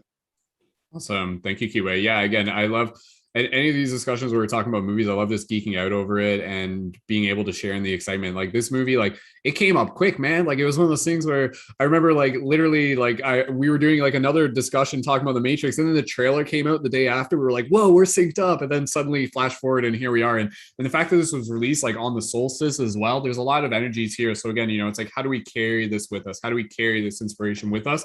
That's exactly what we're doing, talking about and really realizing the applicability of it to the world that we're in as well. It's not just a movie, it's like a code to awaken us to the journey and the mission that we're on. Derek, I'll pass over to you, and then we'll go to Craig, and then we'll be done for the day. So Derek, any closing thoughts and anything else you want to share? Go for it, dude. Hey, yeah, loved what you said, not Bree, sorry. I love the free will touch, and I kind of wanted to hit on that because it ties in two things. One is the very end of Revolutions, where Neo continually has fought Agent Smith over and over again, and it just leads to a zero-sum equation. Nothing's gained. They just end up back where they started. And they also had that in the Neo-Smith fight in Resurrections, where basically they countered each other. They canceled each other out. So Agent Smith asked him, "Why do you persist, Mr. Anderson?" He says, "Because I choose to." And that also implies that when he gives in, it is still his free choice to embrace it and say, you know what, I'm done with the fighting. And so to what Bri was saying, we can feel trapped and feel imprisoned by this reality, or we can choose to embrace it, choose to find the beauty in it, choose to find the lessons and the growth and the development, appreciate the little bits of the glimmers of light that peek through the cracks, which are getting bigger every day with every conscious conversation just like this. And then that also ties into I love it. There's a theme in this one about how they can't force Trinity to wake up. They have to respect her free will, and that to wake up when an unconscious mind when it's not ready can be disastrous. And that goes back to the first movie. And that Neo, usually they would wake kids up. They wouldn't wake a fully grown adult in the first Matrix. And then thinking, oh, Neo was wrong, exploring the possibility of failing and the fear of failure, and now, they can't force it. And Craig talked on surrender, and I think there's a lot of good examples of surrender in this, of Neo accepting the imprisonment from Niobe, Neo accepting the wager with the analyst, and then Neo accepting Trinity's answer within the wager, saying, okay, I guess I was wrong. I'm still going to respect your free will. And then this, I just want to take it to a deep cut. For anyone who's seen the Animatrix, I'm a big, big fan of that as well. And I feel like it has some really cool metaphysical ponderings. One of them, and one of my favorite, is the Matriculated, which is the last one. And they're trying to win over machines or the sentients and get them to become friends, basically trying to harmonize with our creation, our own creation, and win it back to our side. And there's the point of, I'm just going to read some quotes and then touch on it and leave it. So do you think we ought to reprogram it? One says, and no, we can't make slaves of them. Yes, machines are tools. They're made to be used. It's in their nature. But they have to choose on their own. So they decide that they're not going to force the machine to wake up in the same way that they're not going to force Trinity to wake up. They have to get it to come to them on their own. Kind of like with an animal too, and the bonding that you get with a wild animal or domesticating a pet. It's like, you don't want to be an authoritarian dictator. You don't want to force them to do anything, because you can't force love. Love has to be natural, organic, free flowing. So I'm biased in the belief that we are in a free will universe. And I think the evidence for that is there's so many people choosing dark, and that it's not a bad choice. This is the free will, anything goes playground of the universe. We are here to explore all aspects of self so that many lessons can be learned. And so respecting others' free will is paramount, because that's their gift to exist in this realm. And touching on the government mandates, trying to help look out for our best interests and plan our health programs for the next few years. They're still not violating our free will, and they know better, because that is a universal law violation. But they can offer and impose and insist and use all sorts of coercion to try and convince us to take the blue pill, take their solution, and try and convince us that in a quantum reality with infinite parallel possibilities, there is only one solution, which I think is a pretty awesome joke. But it's up to us. We still have to choose to give them that power. And it then becomes our choice to take it back. And I think this movie talks about what happens if we do give away our power and what the process looks like in taking it back. And I just wanted to make that connection between the Animatrix, the Matriculated last episode, where they're trying to befriend a machine, and Trinity, where they all agree that they can't force her to wake up. They have to let her choose for herself. That's it. Much love, everyone. Thank you, Derek, again as well. And yeah, absolutely. Again, like for us as those of us as like conscious creators and space holders and leaders, like that's very true to what it is that we do. It's like we create the space for people to be able to feel safe so that they can naturally unfold through their awakening process. Again, a lot of the work that Brian and Craig do with their breath work, and again, I encourage you guys to make sure you're connected with them if you're not already yet. Again, like with them, it's like they're just facilitating the process, and then the awakening is something that's happening on a personal level. It's helping people realize that they already have like everything they need already inside of them. So yeah, so many beautiful, powerful themes within this movie. And I know a lot of people, if you're just kind of like, ooh, you're like, feeling like you want more, go watch the Animatrix if somehow you missed that as well. And I would literally just say, like, go watch Sense8. Like Sense8 like really carries with it some very, very powerful themes as well, that definitely relate back into the overall message of the Matrix and get into some pretty deep metaphysical stuff. I kind of feel like I'm inspired on some way. I'm like, like maybe I'll just like make a series of TikTok videos that will be like the unofficial sequel to the Matrix, and it'll just be like us as characters. I don't know. I could get goofy with it. Stay tuned. I got some ideas clicking around there or something like that. I could see that being fun. But yes, Derek, thank you again. Craig, thank you again. Bri, Candice, Kiwe, Yelena, Stephen, everybody who was here earlier, everybody in the chat. Bri, did you want to reply to anything? I know you guys are chatting in the chat or anything like that. Is there anybody else just before I pass over to Craig, and then we'll pretty much be done? Good for there. Okay, cool. So yeah, just wrapping it up here. This has been an awesome conversation. Obviously, there's probably a lot of stuff that we didn't hit upon, but again, for those of you who are here, go watch it and then go watch it again in 6 months and allow yourself to really just be able to receive the heart that has been put into this movie. I think it's clear that the Wachowskis, like, they care about the viewer, they care about the intelligence of the viewer, and they made this movie not just to like make money. They made it to be able to like help show us a way and to help be able to spark something within inside of us. And the Matrix in itself has always been a blueprint for our own hero's journey as well. So Craig, I'll pass it over to you and any closing notes, closing gratitude, and then we'll be done for the day. Thank you, man. Much love. To tap on to what Derek was saying there about the Animatrix. Yeah, some great stories in that. And for anyone who hasn't seen it, you get to see the war of how it occurred against the robots and why that all happened. That's a really great story. And also the graphic novel. I'm not sure if you've read that, Derek. There's a great story in that about somebody has to be pulled in the Matrix to fight off a UFO. Pulled out the Matrix to fight a UFO that's attacking it. It was a great story. And some of them are real in-depth and very interesting as well. My closing thought on the conversation was about the power and how the power is taken, or what Bryce said in the comments. Let me read it out. I think it was about taking the blue pill, if I can see it. Oh, if we could skip past it. Ah, there it is. If we believe there's no free will, we will straight away give our power away. And power can be seen as a bit of a dirty word currently. And it seemed that if power is maybe linked to authority, or it's linked to something that people have and it's abused. And that is also a misguiding. When I think it was yourself, Brendon, you were talking about how we're distracted away from it, and we're told that we should just go with what we're given and not think for ourselves. And that's what we do with power as well. And it's seen the power is in every single choice that we do, in every single choice that we make. And it's a sovereign right, and it's something that we should invest in within ourselves. And whatever our blocks are to that, it's up on us to remove them and not sort of point the finger at family or society around us, because that's when we're still stuck in the Matrix and placing blame and not taking it to own ourselves and the responsibility which comes with liberation into that beautiful, glorious freedom that's just waiting for us to then accept everything and make these wonderful choices like Neo was doing, accepting the imprisonment, accepting the wager and the deal, and accepting Trinity's response. And that power in what Derek was saying, the submission, it's still a very powerful thing to choose that because it's conscious. So really beautiful topics.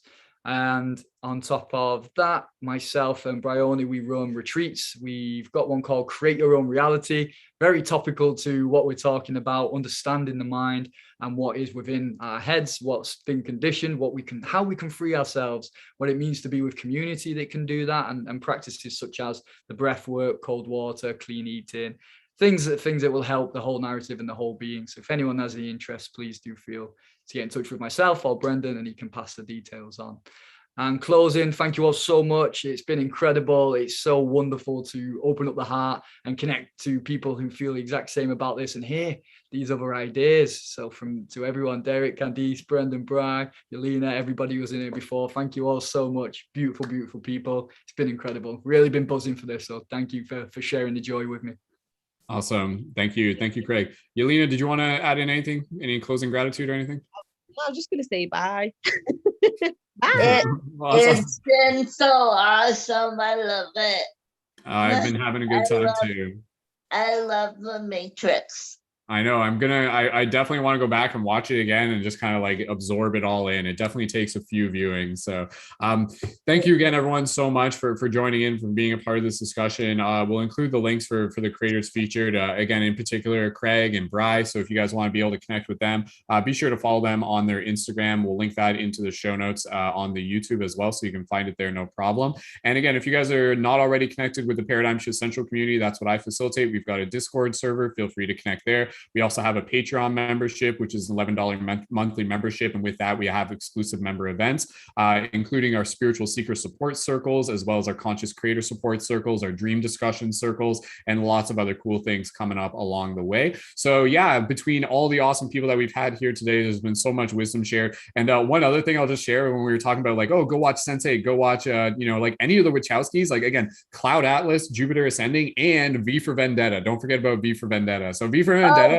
V for Vendetta's awesome. Right? It rocks. Yeah. Absolutely. It's a that was Matrix back then, but before Matrix even became born. B for Vendetta was the very first egg Very that much so. got born. Yeah. Yeah, the Wachowskis knew what they were doing with that one too. So I mean, yeah, you can look at like all of those movies as being part of the same family of the overall message that, again, it's leading us towards this sovereignty. So yeah, absolutely. So cool. Candice, any closing gratitude just before we wrap it up? If you just wanted to say thank you, and we'll. Yeah, I just want to say that it was great to be part of this creation of like just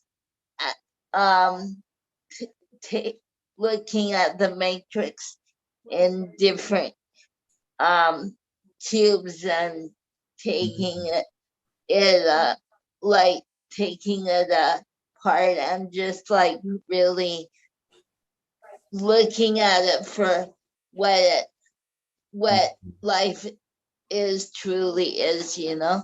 Absolutely. So Thank you. that's me.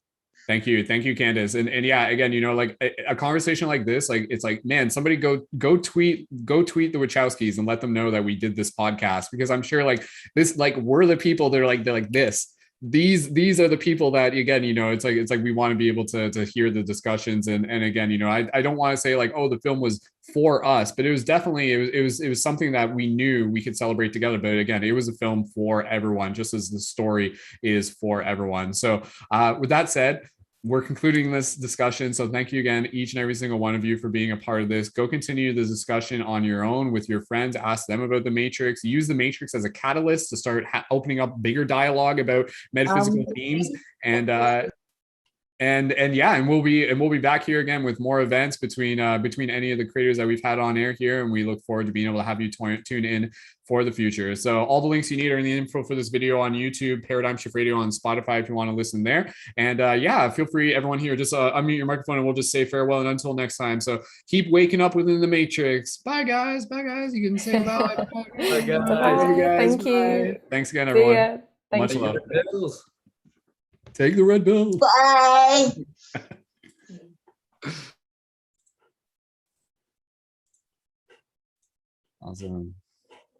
Awesome. All right. Thanks, everyone.